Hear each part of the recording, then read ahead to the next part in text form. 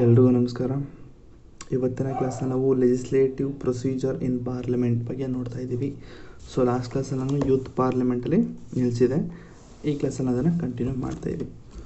So ಈಗಾಗಲೇ ತುಂಬ ಜನ ಸಮ್ಮರ್ ಶೀಟ್ಗಳು ತೊಗೊಂಡಿದ್ದೀರಾ. ಇನ್ನೂ ಯಾರು ತೊಗೊಂಡಿಲ್ಲ ಅಂದರೆ ತೊಗೊಳ್ಳಿ. ತುಂಬ ಜನ ತೊಗೊಂಡಿದ್ದೀರಾ ಈಗಾಗಲೇ. ಸೊ ಅವ್ರಿಗೆಲ್ಲ ಥ್ಯಾಂಕ್ ಯು. ಈಗ KS ಪ್ರಿಲಿಮ್ಸ್ ಪಾಸ್ ಮಾಡಿ ಮೇನ್ಸ್ಗೆ ಯಾರು ಓದ್ತಾ ಇದ್ದರೆ ಅವ್ರಿಗೆ GS1, GS2, GS3, GS4 ನೋಟ್ಸ್ಗಳು ಬೇಕಿತ್ತು ಅಂತಂದರೆ ಡಿಸ್ಕ್ರಿಪ್ಷನ್ ಲಿಂಕ್ ಇದೆ, ಅಲ್ಲಿ ಹೋಗಿ ನೀವು ಬೈ ಮಾಡ್ಬೋದು. ಸೊ ಎಲ್ಲ ಥರದ್ದು ನೋಟ್ಸ್ಗಳು, ಮೈನ್ಸ್ ಓರಿಯೆಂಟೆಡ್ ನೋಟ್ಸ್ಗಳು ನಾನು ಕೊಡ್ತೀನಿ, ಪ್ಲಸ್ ಸಮ್ಮರ್ ಶೀಟ್ಗಳು. ಸರಿನಾ? ಓಕೆ, ಶುರು ಮಾಡೋಣ ಹಂಗಾದ್ರೆ. ಸೊ ಇನ್ನೂ ಯಾರು ಸಬ್ಸ್ಕ್ರೈಬ್ ಮಾಡಿ ಅಂದರೆ ಬೇಗ ಮಾಡ್ಕೊಳ್ರಪ್ಪ. ಟೈಮ್ ಕೊಡ್ತೀನಿ 5 ಸೆಕೆಂಡು. ಮಾಡ್ಕೊಳ್ರಾ? ಓಕೆ, ಶುರು ಮಾಡ್ದಂಗಾದ್ರೆ. Okay, legislative procedure in parliament. The legislative procedure is identical in both the house of the parliament. Every bill has to pass through the same stages in the house. Okay, ಇಲ್ಲಿ ಏನಿದು legislative procedure ಅಂತಂದರೆ, ಈಗ consider, ಈಗ ಯಾವುದೊಂದು bill act ಆಗಬೇಕು ಅಂತಂದರೆ, ಅದರ ಒಂದು ಬಿಲ್ಲು ಆ್ಯಕ್ಟ್ ಆಗಬೇಕು ಅಂತಂದರೆ ಏನು ಮಾಡಬೇಕು ಅಂತೆಲ್ಲ ಹೇಳಿದ್ದೀನಿ.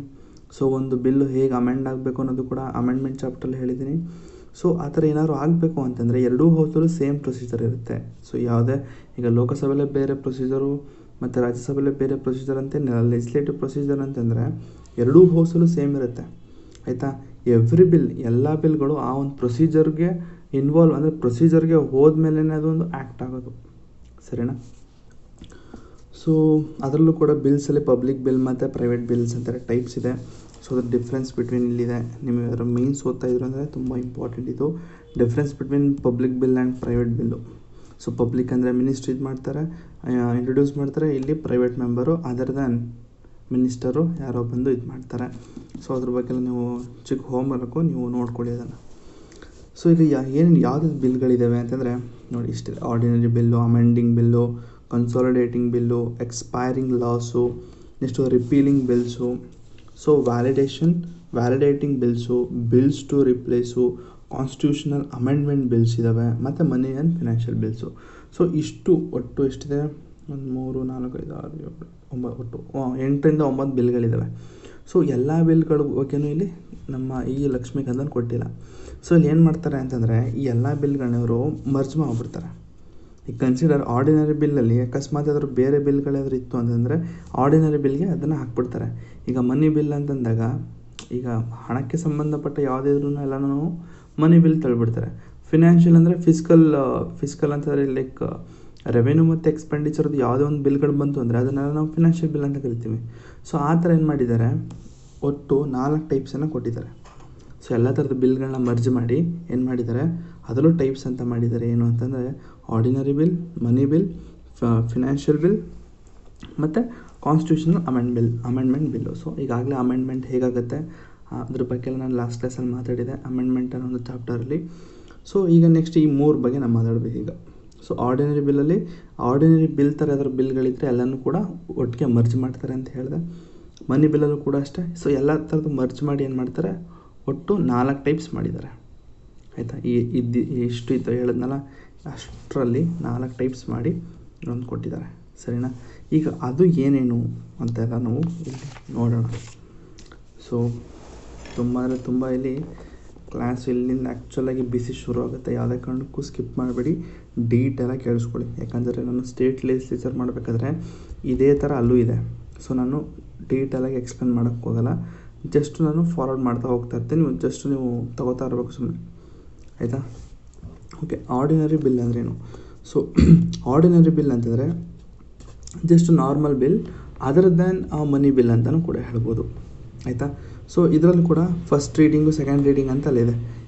ಈಗ ಒಂದು ಬಿಲ್ಲು, ಈಗ ನಾನು ಹೇಳಿದೆ ಯಾವುದೊಂದು ಬಿಲ್ಲು ಲೋಕಸಭೆಯಲ್ಲಿ ಇಂಟ್ರೊಡ್ಯೂಸ್ ಆಗುತ್ತೆ ಅಂತ ಹೇಳಿದೆ. ಮಿನಿಸ್ಟ್ರು ಬಂದು ಇಂಟ್ರೊಡ್ಯೂಸ್ ಮಾಡ್ತಾರೆ ಅಥವಾ ಪ್ರೈವೇಟ್ ಮೆಂಬರ್ ಬಂದು ಇಂಟ್ರೊಡ್ಯೂಸ್ ಮಾಡ್ತಾರೆ.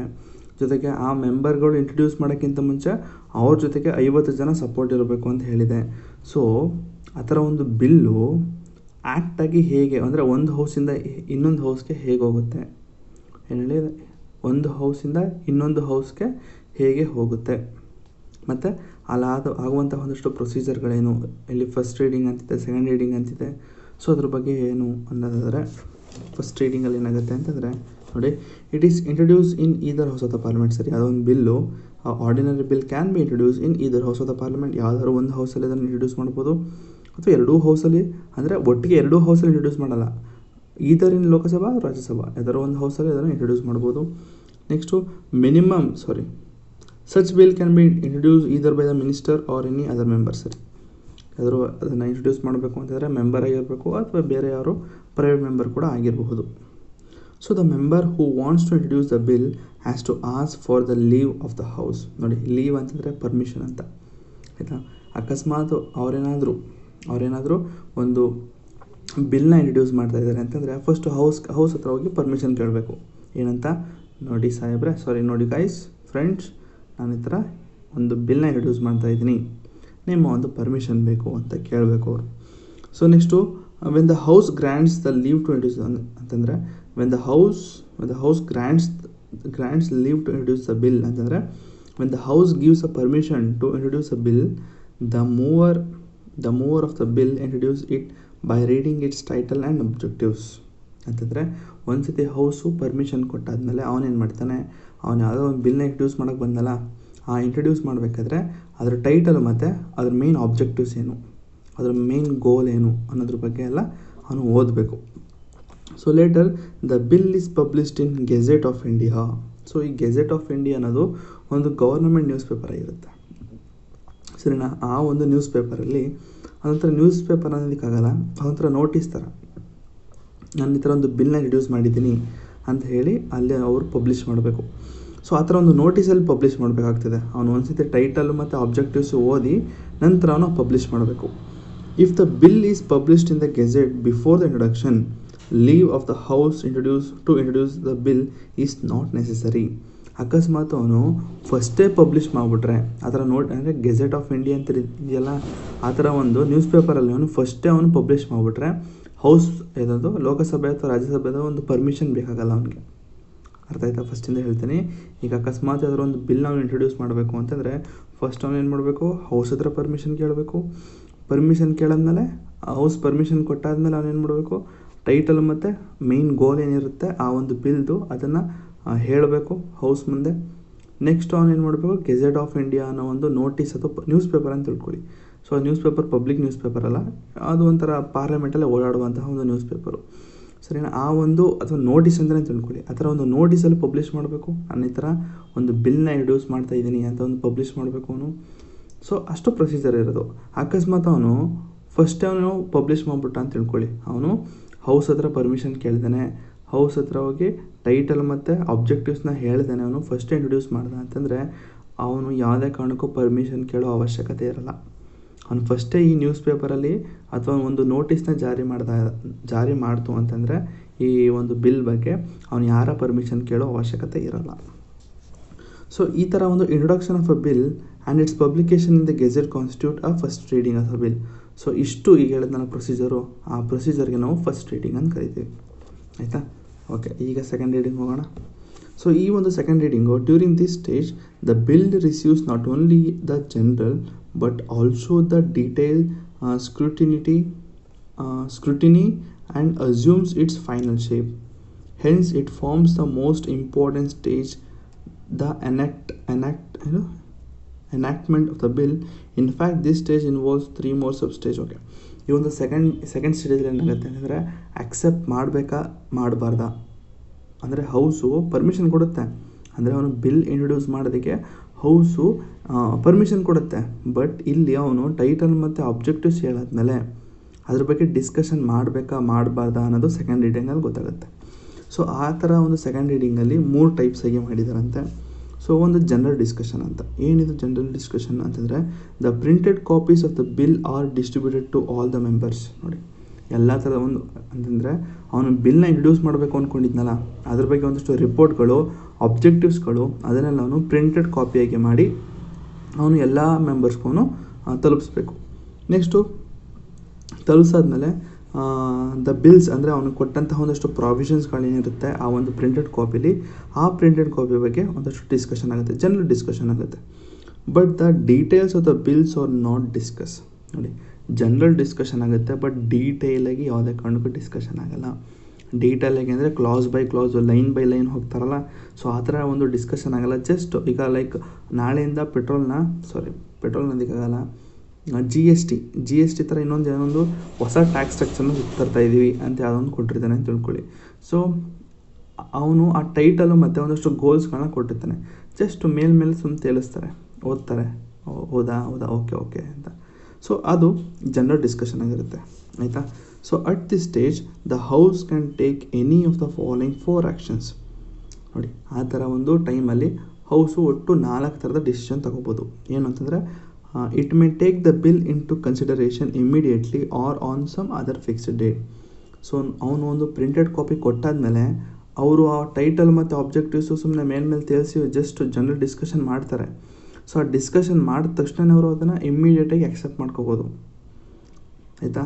ಇಮ್ಮಿಡಿಯೇಟಾಗಿ ಆಕ್ಸೆಪ್ಟ್ ಮಾಡ್ಕೋಬೋದು ಅಂತಂದರೆ ಇಮ್ಮಿಡಿಯೇಟಾಗಿ ಅವರು ಓಕೆ ಇದನ್ನು ಮಾಡಿದ್ರೆ ಜನಗಳಿಗೆ ಒಳ್ಳೆಯದಾಗತ್ತೆ, ಸೊ ಲೆಟ್ ಅಸ್ ಡಿಸ್ಕಸ್ ಅಂತ ಹೇಳಿ ಮೇಯ್ನಾಗಿ ಹೌಸ್ಗಳಲ್ಲಿ ಇಂಟ್ರೊಡ್ಯೂಸ್ ಮಾಡ್ಬೋದು, ಆಯಿತಾ.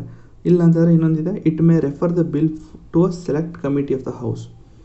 ಸೊ ಹೇಳಿದ್ದೀನಿ ಕಮಿಟಿಗಳನ್ನ ಯಾಕೆ ಮಾಡ್ತಾರೆ ಅಂತ. ಸೊ ಇವರ ಒಂದು ವರ್ಕ್ ಲೋಡ್ನ ಕಮ್ಮಿ ಮಾಡ್ಕೊಳ್ಳೋದಕ್ಕೋಸ್ಕರ ಒಂದು ಕಮಿಟಿ ಮಾಡ್ಕೊಳ್ತಾರೆ, ಸರಿನಾ. ಇಲ್ಲೂ ಕೂಡ ಒಂದು ಸೆಲೆಕ್ಟ್ ಕಮಿಟಿ ಅಂತ ಮಾಡ್ತಾರೆ. ಸೊ ಈ ಕಮಿಟಿಗೆ ಇವ್ರು ಕೊಟ್ಟಂಥ ರಿಪೋರ್ಟ್ಗಳನ್ನ ಈ ಕಮಿಟಿ ಕೊಡ್ತಾರೆ. ನೋಡ್ರಪ್ಪ ಕಮಿಟಿ ಮೆಂಬರ್ಸ್ ನೋಡಿ, ಈ ಥರ ಒಬ್ಬರು ಬಿಲ್ನ ಇಂಟ್ರೊಡ್ಯೂಸ್ ಮಾಡಬೇಕು ಅಂತ ಒಂದಷ್ಟು ರಿಪೋರ್ಟ್ಗಳನ್ನ ಕೊಟ್ಟಿದ್ದಾರೆ. ನೀವು ಅದನ್ನು ಡೀಟೇಲಾಗಿ ಸ್ಟಡಿ ಮಾಡಿ ನನಗೊಂದು ಫೈನಲ್ ರಿಪೋರ್ಟ್ನ ಕೊಡಿ.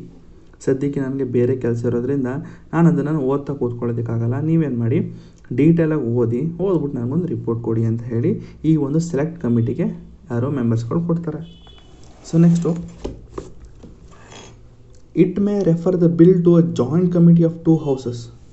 ಸೊ ಏನಿದು ಜಾಯಿಂಟ್ ಕಮಿಟಿ ಅಂತಂದರೆ, ಸೊ ಇಲ್ಲಿ ಹೇಳುತ್ತೆ ನೋಡಿ, ಇಲ್ಲಿ ಹೇಳಿದೆ ಇಲ್ಲಿ ಸೆಲೆಕ್ಟ್ ಕಮಿಟಿ ಅಂತ. ಸೊ ಎಲ್ಲಿ ಅದು ಇಲ್ಲಿದೆ ಸೆಲೆಕ್ಟ್ ಕಮಿಟಿ ಅಂತ ಹೇಳಿದೆ. ಸೊ ಸೆಲೆಕ್ಟ್ ಕಮಿಟಿ ಅಂತಂದರೆ ಯಾವ ಹೌಸಲ್ಲಿ ಅದನ್ನು ಇಂಟ್ರೊಡ್ಯೂಸ್ ಮಾಡಿರ್ತಾರೋ, ಅಂದರೆ ಬಿಲ್ನ ಆ ಒಂದು ಅದು ಹೇಳಿದ್ನಲ್ಲ ಪ್ರಿಂಟೆಡ್ ಕಾಪಿಗಳನ್ನ ಇಶ್ಯೂ ಮಾಡಿರ್ತಾರೆ ಮತ್ತು ಟೈಟಲ್ ಮತ್ತು ಆಬ್ಜೆಕ್ಟಿವ್ಸ್ನ ಎಲ್ಲಿ ಓದಿರ್ತಾರೋ, ಕನ್ಸಿಡರ್ ಅಕಸ್ಮಾತ್ ಲೋಕಸಭೆಯಲ್ಲಿ ಅದನ್ನು ಹೇಳಿದರು ಅಂತ ತಿಳ್ಕೊಳ್ಳಿ. ಅಕಸ್ಮಾತ್ ಲೋಕಸಭೆಯಲ್ಲಿ ಹೇಳಿತ್ತು ಅಂತಂದರೆ ಲೋಕಸಭೆಯಲ್ಲಿ ಇದ್ದಂತಹ ಮೆಂಬರ್ಸ್ಗಳನ್ನ ಸೆಲೆಕ್ಟ್ ಕಮಿಟಿಲಿ ಮೆಂಬರ್ಸ್ಗಳಾಗಿ ಮಾಡ್ತಾರೆ. ಲೋಕಸಭೆಯಲ್ಲಿ ಇದ್ದಂತಹ ಮೆಂಬರ್ಸ್ಗಳನ್ನ ಇವರು ಸೆಲೆಕ್ಟ್ ಕಮಿಟಿ ಮೆಂಬರ್ಸಾಗಿ ಮಾಡ್ತಾರೆ. ಇನ್ನೊಂದಿದೆ ಜಾಯಿಂಟ್ ಅಂತ. ಸೊ ಜಾಯಿಂಟ್ ಅಂತಂದಾಗ ಎರಡೂ ಹೌಸ್ಗಳ ಮೆಂಬರ್ನ ಇಟ್ಕೊಂಡು, ಅಂದರೆ ರಾಜ್ಯಸಭಾ ಮತ್ತು ಲೋಕಸಭೆ ಎರಡೂ ಮೆಂಬರ್ಸ್ಗಳನ್ನ ಇಟ್ಕೊಂಡು ಇವರು ಒಂದು ಕಮಿಟಿಯನ್ನು ಮಾಡಿ ನಂತರ ಆ ಒಂದು ರಿಪೋರ್ಟ್ನ ಕೊಡ್ತಾರೆ. ಅಂದರೆ ಆ ಒಂದು ಬಿಲ್ ಬಗ್ಗೆ ಕೊಡ್ತಾರೆ ಪ್ರಿಂಟೆಡ್ ಕಾಪಿನ. ನೋಡಿ ಈ ಥರ ಒಂದು ಬಿಲ್ಗಳನ್ನ ಕೊಟ್ಟಿದೆ, ಎರಡೂ ಹೌಸ್ಗಳಿಂದ ನೀವು ಮೆಂಬರ್ಸ್ಗಳನ್ನ ಸೇರಿಸಿ ನಾವು ಈ ಥರ ಒಂದು ಕಮಿಟಿ ಮಾಡಿದ್ದೀವಿ, ನೀವು ದಯವಿಟ್ಟು ಇನ್ ಡೀಟೇಲಾಗಿ ನೀವು ಹೋಗಿ ಇನ್ ಡೀಟೇಲಾಗಿ ಸ್ಟಡಿ ಮಾಡಿ ನೀವು ನಮಗೆ ರಿಪೋರ್ಟ್ ಕೊಡಿ ಅಂತ ಹೇಳ್ತಾರೆ. ಅದಕ್ಕೆ ಇದನ್ನು ಜಾಯಿಂಟ್ ಕಮಿಟಿ ಅಂತ ಹೇಳ್ತಾರೆ. So it may circulate the bill to elicit public opinion. ಅಕಸ್ಮಾತು ಈ ಒಂದು ಬಿಲ್ ಇಂಟ್ರೊಡ್ಯೂಸ್ ಆಗುತ್ತಲ್ಲ ಅದನ್ನು ಪಬ್ಲಿಕ್ ಒಪಿನಿಯನ್ ಕೂಡ ಇಡ್ಬೋದು. ಏನೇನು ಹೇಳಿದೆ ಈಗ, ಒಂದು ಅವ್ರು ಅದನ್ನು ತಕ್ಷಣ ಕನ್ಸಿಡರ್ ಮಾಡ್ಕೋಬೋದು, ತಕ್ಷಣ ಆಕ್ಸೆಪ್ಟ್ ಮಾಡಿ ಸೊ ಲೆಟ್ ಅಸ್ ಡಿಸ್ಕಸ್ ಅಂತ ಹೇಳ್ಬೋದು. ಇಲ್ಲ ಅಂತಂದರೆ ಅವರೊಂದು ಸೆಲೆಕ್ಟ್ ಕಮಿಟಿಯನ್ನು ಮಾಡ್ಕೋಬೋದು. ಅಂದರೆ ಯಾವ ಹೌಸಲ್ಲಿ ಅದನ್ನು ಇಂಟ್ರೊಡ್ಯೂಸ್ ಆಗಿರುತ್ತೋ ಆ ಹೌಸಿನ ಒಂದು ಮೆಂಬರ್ಗಳಿಂದ ಕೂಡಿದಂತಹ ಒಂದು ಕಮಿಟಿಯನ್ನು ಮಾಡಿ ಅವರಿಗೆ ಕೊಟ್ಟು ಇನ್ ಡೀಟೇಲಾಗಿ ನೀವು ಓದ್ಬಿಟ್ಟು ನಮಗೊಂದು ರಿಪೋರ್ಟ್ ಕೊಡಿ ಅಂತ ಹೇಳ್ಬೋದು. ಇಲ್ಲ ಅಂತಂದರೆ ಒಂದು ಜಾಯಿಂಟ್ ಕಮಿಟಿಯನ್ನು ಮಾಡಿ ಜಾಯಿಂಟ್ ಕಮಿಟಿಯಿಂದ ರಿಪೋರ್ಟ್ಗಳನ್ನ ತಗೋಬೋದು. ಇಲ್ಲ ಅಂತಂದರೆ ಅದನ್ನು ಪಬ್ಲಿಕ್ ಒಪಿನಿಯನ್ಗೆ ಬಿಟ್ಬಿಡ್ತಾರೆ. ಪಬ್ಲಿಕ್ಗೆ ಲೆಟ್ ದ ಪಬ್ಲಿಕ್ ಡಿಸೈಡ್ ಅಂತ ಹೇಳ್ತಾರೆ, ಆಯಿತಾ. So next, a select committee consist of a member of the house where the bill has originated. ನಾನು ಹೇಳ್ದಂಗೆ ಸೆಲೆಕ್ಟೆಡ್ ಕಮಿಟಿ ಅಂದರೆ ಬಿಲ್ಲು ಎಲ್ಲಿ ಒರಿಜಿನೇಟ್ ಆಗಿರುತ್ತೋ, ಕನ್ಸಿಡರ್ ಅಕಸ್ಮಾತು ಇಷ್ಟು ಹೇಳಿದ್ನಲ್ಲ ಈಗ ಆ ಥರ ಒಂದು ಡಿಸ್ಕಷನ್ ಆಗೋದು, ಜನರಲ್ ಡಿಸ್ಕಷನ್ ಆಗೋದು ಅಂತ ಹೇಳಿದ್ನಲ್ಲ, ಸೊ ಅದೆಲ್ಲ ಲೋಕಸಭೆಯಲ್ಲಾಗಿತ್ತು ಅಂತಂದರೆ ಆ ಲೋಕಸಭೆಯಲ್ಲೇ ಒಂದು ಕಮಿಟಿ ಮಾಡ್ತಾರೆ, that is called select committee. ಯಾವ ಹೌಸಿಂದ ಆ ಬಿಲ್ಲು ಒರಿಜಿನೇಟ್ ಆಗುತ್ತೋ ಆ ಹೌಸಿಂದ ಮಾಡಿದಂತಹ ಕಮಿಟಿಗೆ ನಾವು ಸೆಲೆಕ್ಟ್ ಕಮಿಟಿ ಅಂತ ಹೇಳ್ತೀವಿ. ಸೊ ನೆಕ್ಸ್ಟು ಜಾಯಿಂಟ್ ಕಮಿಟಿ ಅಂತಂದರೆ ಎರಡೂ ಹೌಸ್ಗಳಿಂದ ಕೂಡಿದಂತಹ ಒಂದು ಕಮಿಟಿ ಆಗಿದೆ. ಸೊ ನೆಕ್ಸ್ಟು ಕಮಿಟಿ ಸ್ಟೇಜ್ ಅಂತ. ಸೊ ಈಗಾಗಲೇ ನಾನು ಹೇಳಿದೆ ಫಸ್ಟು ಸ್ಟೇಜ್ ಆಫ್ ಜನರಲ್ ಡಿಸ್ಕಷನಲ್ಲಿ ಅದನ್ನು ಒಂದು ಕಮಿಟಿ ಕೊಡ್ತಾರೆ ಅಂತ ಹೇಳಿದೆ. ಸೊ ಈಗ ಒಂದು ಕಮಿಟಿ ಏನು ಮಾಡುತ್ತೆ, ರಿಪೋರ್ಟ್ ಕೊಡುತ್ತೆ. ಏನು ಕೊಡುತ್ತೆ ನೋಡೋಣ. The usual practice is to refer the bill to a select committee of the house. So ಯೂಶ್ವಲಾಗಿ ಇವರು ಜಾಯಿಂಟ್ ಕಮಿಟಿಗೆ ಯಾವುದೇ ಕಾರಣಕ್ಕೂ ಕೊಡಲ್ವಂತೆ, ಇವರು ಸೆಲೆಕ್ಟ್ ಕಮಿಟಿಗೆ ಕೊಡ್ತಾರಂತೆ. So next the committee examines the bill thoroughly and in detail clause by clause. It can also amend its provisions. ನೋಡಿ, ಇದು in ಡೀಟೇಲಾಗಿ ಓದುತ್ತಂತೆ. ಕ್ಲಾಸ್ ಬೈ ಕ್ಲಾಸ್ ಅಂದರೆ ಲೈನ್ ಬೈ ಲೈನು. ಸೊ ಕ್ಲಾಸ್ಗಳಂತಂದರೆ ಈಗ ಒಂದು ತೋರಿಸ್ತೀನಿ ರೀ. ಕನ್ಸಿಡರ್ ಇಲ್ಲೊಂದಿದೆ ಅಲ್ವಾ. ಸೊ ಇದು ಒಂದು ಆರ್ಟಿಕಲ್ ಅಂತ ತಿಳ್ಕೊಳ್ಳಿ. ಅವ್ರು ಕೊಟ್ಟಂತಹ ಒಂದು ರಿಪೋರ್ಟಲ್ಲಿ ಆರ್ಟಿಕಲ್ ಅಂತಂದರೆ ಇಲ್ಲಿ ಸಬ್ ಪಾಯಿಂಟ್ಸ್ ಇದ್ದಾವೆಲ್ಲ, ಒಂದೊಂದು ಪಾಯಿಂಟ್ ಇದೆ ಅಲ್ವಾ. So it is called class. ಈಗ ಆರ್ಟಿಕಲ್ 21 ಅನ್ನೋದು ಆರ್ಟಿಕಲ್ಲು. ಇಲ್ಲಿ ಹಿಂಗೆ ತೋರಿಸ್ತೀನಿ ನಿಮಗೆ ಅದನ್ನು ತೋರಿಸ್ತೀನಿ. ಈಗ ನೋಡಿ, ಆರ್ಟಿಕಲ್ 21 ಅನ್ನೋದು ಆರ್ಟಿಕಲ್ ಅಲ್ವಾ. ಸೊ ಆರ್ಟಿಕಲ್ ಪಕ್ಕದಲ್ಲಿ ಇನ್ನೊಂದು ಹಾಕ್ತಾರೆ, ಆರ್ಟಿಕಲ್ 21B ಆಫ್ ಎಫ್ ಅಂತ. ಸೊ ಇವೆಲ್ಲ ಕ್ಲಾಸ್ಗಳಂತೀವಿ. ಇದು ಕ್ಲಾಸು, ಬಟ್ ಪಕ್ಕದಲ್ಲಿ ಇನ್ನೊಂದು ಬ್ರ್ಯಾಕೆಟ್ ಆಗಿ ಕೊಡ್ತಾರಲ್ಲ, ಅದಕ್ಕೆ ನಾವು ಸಬ್ ಕ್ಲಾಸ್ ಅಂತೀವಿ. ಸೊ ಆ ಥರ ಎಷ್ಟೆಷ್ಟು ಕ್ಲಾಸ್ಗಳಿರ್ತಾವೋ, ಅಂದರೆ ಎಷ್ಟೆಷ್ಟು ಮಲ್ಟಿಪಲ್, ನೋಡಿ ಈ ಥರ ಮಲ್ಟಿಪಲ್ ಒಂದಷ್ಟು ಬರ್ತಾವಲ್ಲ ಆರ್ಟಿಕಲ್ಸ್, ಅದನ್ನು ಕ್ಲಾಸ್ ಅಂತೀವಿ. ಸೊ ಆ ಥರ ಕ್ಲಾಸ್ ಬೈ ಕ್ಲಾಸ್ ಇನ್ ಡೀಟಾಗಿ ಲೈನ್ ಬೈ ಲೈನ್ನ ಓದಿ ಅವ್ರೇನು ಮಾಡ್ತಾರೆ, ಒಂದು ರಿಪೋರ್ಟ್ನ ಸೆಂಡ್ ಮಾಡ್ತಾರೆ. ನೋಡಿ, ರಿಪೋರ್ಟ್ ಕೊಡ್ತಾರೆ. ನೋಡ್ಕೊಳ್ಳಿ ಸರ್, ನೀವು ಕೊಟ್ಟಂತಹ ಕೆಲಸ ನಾವು ಪೂರ್ಣಗೊಳಿಸಿದ್ದೇವೆ ಅಂತ ಹೇಳಿ ರಿಪೋರ್ಟ್ ಕೊಡ್ತಾರೆ. ಸೊ ನೆಕ್ಸ್ಟು ಕನ್ಸಿಡರೇಷನ್ ಸ್ಟೇಜ್ ಅಂತ. ಸೊ ಈ ಸ್ಟೇಜಲ್ಲಿ ಅವರು ಕೊಟ್ಟಂತಹ ಒಂದು ರಿಪೋರ್ಟನ್ನು ಇಟ್ಕೊಂಡು ಈ ಒಂದು ಬಿಲ್ನ ಕನ್ಸಿಡರ್ ಮಾಡಬೇಕಾ ಮಾಡಬಾರ್ದಾ ಅನ್ನೋದ್ರ ಬಗ್ಗೆ ಇಲ್ಲಿ ಡಿಸ್ಕಸ್ ಆಗುತ್ತೆ. ನೋಡಿ, the house after the receiving the bill from the select committee considers the provisions of the bill clause by clause. Each clause is discussed and voted upon separately. ಪ್ರತಿಯೊಂದು ಕ್ಲಾಸ್ಗಳು ಹೇಳಿದ್ನಲ್ಲ, ಈ ಕನ್ಸಿಡರ್. ಈಗ ಇದೊಂದು ರಿಪೋರ್ಟ್ ಅಂತ ತಿಳ್ಕೊಳ್ಳಿ. ಆ ಸೆಲೆಕ್ಟ್ ಕಮಿಟಿ ಕೊಟ್ಟಂತಹ ಒಂದು ರಿಪೋರ್ಟಲ್ಲಿ ಇವಾಗೊಂದು ಕ್ಲಾಸ್ ಇದೆ, the decision of the speaker of the Lok Sabha is final in any, ಏನೋ ಕೊಟ್ಟಿದ್ದಾರೆ. ಸೊ ಈ ಒಂದು ಲೈನ್ನ ಇಟ್ಕೊಂಡು ಡಿಸ್ಕಸ್ ಮಾಡ್ತಾರೆ. ಈ ಒಂದು ಲೈನ್ನ ಇಟ್ಕೊಂಡು ಡಿಸ್ಕಸ್ ಮಾಡಿ ಈ ಲೈನ್ಗೆ ಅಂತಲೇ ಓಟ್ ಇಡ್ತಾರೆ. ಇದು ಅರ್ಥ ಆಯ್ತಾ. ಸೊ ಈ ಒಂದು ಆರ್ಟಿಕಲ್ ಅಂತಂದರೆ ಕ್ಲಾಸ್ಗಳಿದ್ದಾವೆ, ಮಲ್ಟಿಪಲ್ ಕ್ಲಾಸ್ಗಳಿದ್ದಾವೆ ಅಂತ ತಿಳ್ಕೊಳ್ಳಿ, ಮಲ್ಟಿಪಲ್ ಪಾಯಿಂಟ್ಸ್ಗಳಿದೆ. ಸೊ ಮಲ್ಟಿಪಲ್ ಪಾಯಿಂಟ್ಸ್ನ ಒಂದೊಂದು ಪಾಯಿಂಟಾಗಿ ಡಿಸ್ಕಸ್ ಮಾಡ್ತಾರೆ. ಒಂದೊಂದು ಪಾಯಿಂಟಾಗಿ ಡಿಸ್ಕಸ್ ಮಾಡಿ ನಂತರ ಆ ಒಂದೊಂದು ಪಾಯಿಂಟ್ನ ಓಟಿಗೆ ಇಡ್ತಾರೆ. ಆಯಿತಾ. ಸೊ ಓಟ್ಗಿಟ್ಟು ಆ ಓಟು ಆಕ್ಸೆಪ್ಟ್ ಆಯಿತು ಅಂದರೆ ಆ ಕ್ಲಾಸ್ ಕೂಡ ಆಕ್ಸೆಪ್ಟ್ ಆದಂಗೆ. ಆಯಿತಾ. ನೋಡಿ, each clause is discussed and voted upon separately. The members can also move amendments if accepted they become a part of a bill. ಅಕಸ್ಮಾತು ಅದೇನಾದ್ರು ಅಕ್ಸೆಪ್ಟ್ ಆಯಿತು, ಕ್ಲಾಸ್ಗಳು ಅಕ್ಸೆಪ್ಟ್ ಆಯಿತು ಅಂದರೆ it is a part of bill ಅಂತ ಹೇಳ್ತಾರೆ. So sorry amendment ಕೂಡ ಆಗುತ್ತಂತೆ. Sorry the members can also move amendments if accepted. So ಅಲ್ಲೂ ಕೂಡ ಕೆಲವೊಂದು ಅಮೆಂಡ್ಗಳನ್ನ ಅಂದರೆ ರಿಪೋರ್ಟ್ ಬಂದಾದಮೇಲೂ ಕೂಡ ಕೆಲವೊಂದು ಅಮೆಂಡ್ಮೆಂಟ್ಗಳನ್ನ ಮಾಡಿ ಅಂತ ಮೆಂಬರ್ಸ್ಗಳು ಹೇಳ್ತಾರೆ. ಸೊ ಅಂಥ ಅಮೆಂಡ್ಮೆಂಟ್ಗಳು ಕೂಡ ಆ ಒಂದು ಡಿಸ್ಕಸ್ ಆಗಿ ನಂತರ ವೋಟಿಂಗಲ್ಲಿ ಅದು ಅಕ್ಸೆಪ್ಟ್ ಆಯಿತು ಅಂದರೆ ಅದು ಕೂಡ ಆ ಬಿಲ್ನ ಪಾರ್ಟ್ ಆಗುತ್ತೆ. ಸೊ ಇಷ್ಟು ಬಂದು ನಿಮ್ಮ ಸೆಕೆಂಡ್ ರೀಡಿಂಗ್ ಆಗಿತ್ತು. ಸೆಕೆಂಡ್ ರೀಡಿಂಗಲ್ಲಿ ಏನಾಯಿತು, ಸೊ ಇನ್ನೊಬ್ಬರು ಒಂದು ಕಮಿಟಿಯನ್ನು ಮಾಡಿ ಇನ್ನೊಬ್ಬರು ಕಮಿಟಿ ಕೊಟ್ಟು ರಿಪೋರ್ಟ್ನ ಡೀಟೇಲಾಗಿ ಸ್ಟಡಿ ಮಾಡಿಸಿ ನಂತರ ಆ ರಿಪೋರ್ಟ್ನ ಇಸ್ಕೊಂಡು, ಆ ಬಿಲ್ ರಿಪೋರ್ಟ್ ಇಸ್ಕೊಂಡು ನಂತರ ಅದನ್ನು ಕ್ಲಾಸ್ ಬೈ ಕ್ಲಾಸ್ ಡಿಸ್ಕಸ್ ಮಾಡಿ ನಂತರ ವೋಟ್ಗಿಟ್ಟು ಆಕ್ಸೆಪ್ಟ್ ಆಯಿತು ಅಂತಂದರೆ ಆ ಬಿಲ್ ಕೂಡ ಆಕ್ಸೆಪ್ಟ್ ಆಗುತ್ತೆ ಆ ಥರ. ಸೊ ಇದು ಸೆಕೆಂಡ್ ರೀಡಿಂಗ್ ಆಯಿತು. So next third reading. So third ರೀಡಿಂಗಲ್ಲಿ ಏನಾಗುತ್ತೆ, as this stage the debate is confined to the acceptance or rejection of the bill as a whole and no amendment are allowed. ನೋಡಿ, second ಸ್ಟೇಜಲ್ಲಿ report ಬಂದಾದ್ಮೇಲೆ amendment ಮಾಡ್ತಾರೆ ಅಂತ ಹೇಳಿದೆ. But ಈ third reading ಅಂತ ಆದಾಗ ರಿಪೋರ್ಟ್ ಬಂದು ವೋಟಿಂಗ್ ಎಲ್ಲ ಆದಮೇಲೆ ಮತ್ತು ಈ ಥರ್ಡ್ ರೀಡಿಂಗ್ ಬರುತ್ತಲ್ಲ, ಈ ಥರ್ಡ್ ರೀಡಿಂಗಲ್ಲಿ ಮತ್ತು ಜನರಲ್ ಡಿಸ್ಕಷನ್ ಆಗುತ್ತೆ, ಆಕ್ಸೆಪ್ಟ್ ಮಾಡಬೇಕಾ ಮಾಡಬಾರ್ದ ಅಂತ. ಸೊ ಆ ಟೈಮಲ್ಲಿ ಯಾವುದೇ ಕಾರಣಕ್ಕೂ ಅಮೆಂಡ್ಮೆಂಟ್ ಆಗೋದಿಲ್ಲ. ಥರ್ಡ್ ರೀಡಿಂಗಲ್ಲಿ ಅಮೆಂಡ್ಮೆಂಟ್ ಆಗೋದಿಲ್ಲ. ಆಯಿತಾ. ಸೊ ಈ ಥರ್ಡ್ ರೀಡಿಂಗ್ ಇರೋದೇ ಆಕ್ಸೆಪ್ಟ್ ಅಥವಾ ರಿಜೆಕ್ಟ್ ಮಾಡೋದಕ್ಕೆ. ಸೊ ಅಷ್ಟೆಲ್ಲ ವೋಟ್ ಮಾಡಿದರೂ ಕೂಡ ಇನ್ನೂ ಇಲ್ಲಿ ಕ್ಲಾರಿಫಿಕೇಷನ್ ಅನ್ನೋದಿರಲ್ಲ, ಆಕ್ಸೆಪ್ಟ್ ಮಾಡ್ಕೋಬೇಕಾ ರಿಜೆಕ್ಟ್ ಮಾಡ್ಕೋಬೇಕಾ ಅಂತ. ಸೊ ಅಂಥ ಟೈಮಲ್ಲಿ ಅಮೆಂಡ್ಮೆಂಟ್ಗಳು ಯಾವುದೇ ಕಾರಣಕ್ಕೂ ಮಾಡೋದಿಲ್ಲ. If the majority of the member present and voting accept the bill is regarded as passed by the house. ನೋಡಿ, ಅಕಸ್ಮಾತು ಈಗ ಜನರಲಾಗಿ ಎಲ್ಲ ಒಂದು ಕ್ಲಾಸ್ ಬೈ ಕ್ಲಾಸ್ ವೋಟಿಂಗ್ ಆಯಿತು, ಎಲ್ಲ ವೋಟಿಂಗ್ ಆಗಿ ಸೆಕೆಂಡ್ ರೀಡಿಂಗ್ ಕಂಪ್ಲೀಟ್ ಮುಗೀತು, ಥರ್ಡ್ ರೀಡಿಂಗ್ ಬರ್ತಾರೆ ಆಕ್ಸೆಪ್ಟ್ ಮಾಡ್ಕೋಬೇಕಾ ರಿಜೆಕ್ಟ್ ಮಾಡ್ಕೋಬೇಕಾ ಅಂತ.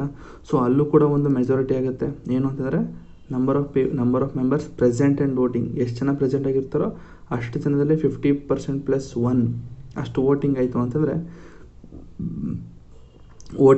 ಅದು ಆಕ್ಸೆಪ್ಟ್ ಆಗಿ ಆ ಹೌಸಿಂದ ಪಾಸ್ ಆಗಿದೆ ಅಂತ ಅರ್ಥ ಆಯ್ತಾ. ಸೊ ಇಲ್ಲಿದೆ, if the majority of the member present and voting accept the bill is regarded as passed by the house. ನೋಡಿ ಅಷ್ಟೆಲ್ಲ ಆದರೂ ಕೂಡ ಮತ್ತೆ ಅನಿಸುತ್ತೆ ಹೇಳ್ತೇನೆ. ಈಗ ಅಕಸ್ಮಾತು ಆ ರಿಪೋರ್ಟ್ ಬಂದಾದ್ಮೇಲೆ ಕ್ಲಾಸ್ ಬೈ ಕ್ಲೋಸ್ ಎಲ್ಲ ವೋಟ್ ಆಗುತ್ತೆ. ವೋಟ್ ಆದಮೇಲೂ ಕೂಡ ಮತ್ತೆ ಅನಿಸುತ್ತೆ ಎಲ್ಲ ಸೇರಿಸಿ ಅಂದರೆ ಎಲ್ಲ ಮೆಂಬರ್ಸ್ಗಳು ಮತ್ತೆ ವೋಟ್ ಮಾಡ್ತಾರೆ, ಆಯಿತಾ. ಮತ್ತೆ ವೋಟಲ್ಲಿ ಅಂದರೆ ಕ್ಲಾಸ್ ಬೈ ಕ್ಲೋಸ್ ವೋಟಿಂಗ್ ನಡೆಯಲ್ಲ. ಬಿಲ್ ಅಂತ whole bill as a one ಅಂತ ತಿಳ್ಕೊಂಡು ಆ ಬಿಲ್ನ ಆಕ್ಸೆಪ್ಟ್ ಮಾಡಬೇಕಾ ಇಲ್ವಾ ಅನ್ನೋದ್ರ ಬಗ್ಗೆ ಮತ್ತೆ ವೋಟಿಂಗ್ ಆಗುತ್ತೆ. ವೋಟಿಂಗ್ ಆಗಿ ಅಲ್ಲೂ ಕೂಡ ಪ್ರೆಸೆಂಟ್ ಆ್ಯಂಡ್ ವೋಟಿಂಗು. ಸೊ ಇದು ಯಾವ ಮೆಜಾರಿಟಿ ಅಂತ ನನಗೆ ಕಮೆಂಟಲ್ಲಿ ಹೇಳಿ. So next, thereafter the bill is authenticated by the presiding officer of the house and transmitted to the second house for the consideration and approval. So ಇಲ್ಲಿ next bill okay ಎಲ್ಲ ಥರದ್ದು ರಿಪೋರ್ಟ್ಗಳನ್ನ speaker ಅವರು ಅಥವಾ deputy speaker ಅಥವಾ chairman ಅಥವಾ deputy chairman ಯಾರು ಇರ್ತಾರೆ ಪ್ರಿಸೈಡಿಂಗ್ ಆಫೀಸರ್ಸು, ಸೊ ಆ ಪ್ರಿಸೈಡಿಂಗ್ ಆಫೀಸರು ಡೀಟೇಲಾಗಿ ನೋಡ್ತಾರೆ. ವೋಟಿಂಗಲ್ಲಿ ಓಕೆ ಮೆಜಾರಿಟಿ ಬಂದಿದೆ, ಸೊ ಇದು ಪಾಸ್ ಆಗಿದೆ ಅಂತ ಹೇಳಿ ಅವರು ನೆಕ್ಸ್ಟ್ ಹೌಸ್ಗೆ ಲೋಕಸಭೆಯಿಂದ, ಅಕಸ್ಮಾತ್ ಲೋಕಸಭೆಯಲ್ಲಾಗಿತ್ತು ಅಂದರೆ ಲೋಕಸಭೆಯಿಂದ ರಾಜ್ಯಸಭೆ ಕಳಿಸ್ತಾರೆ. ಅಕಸ್ಮಾತ್ ಅದು ಬಿಲ್ಲು ರಾಜ್ಯಸಭೆಯಲ್ಲಿ ಒರಿಜಿನೇಟ್ ಆಗಿತ್ತು ಅಂತಂದರೆ ರಾಜ್ಯಸಭೆಯಿಂದ ಲೋಕಸಭೆ ಕಳಿಸ್ತಾರೆ, ಆಯಿತಾ. Next, a bill is deemed to have been passed by the parliament only when both the houses have agreed to it, either with or without amendments.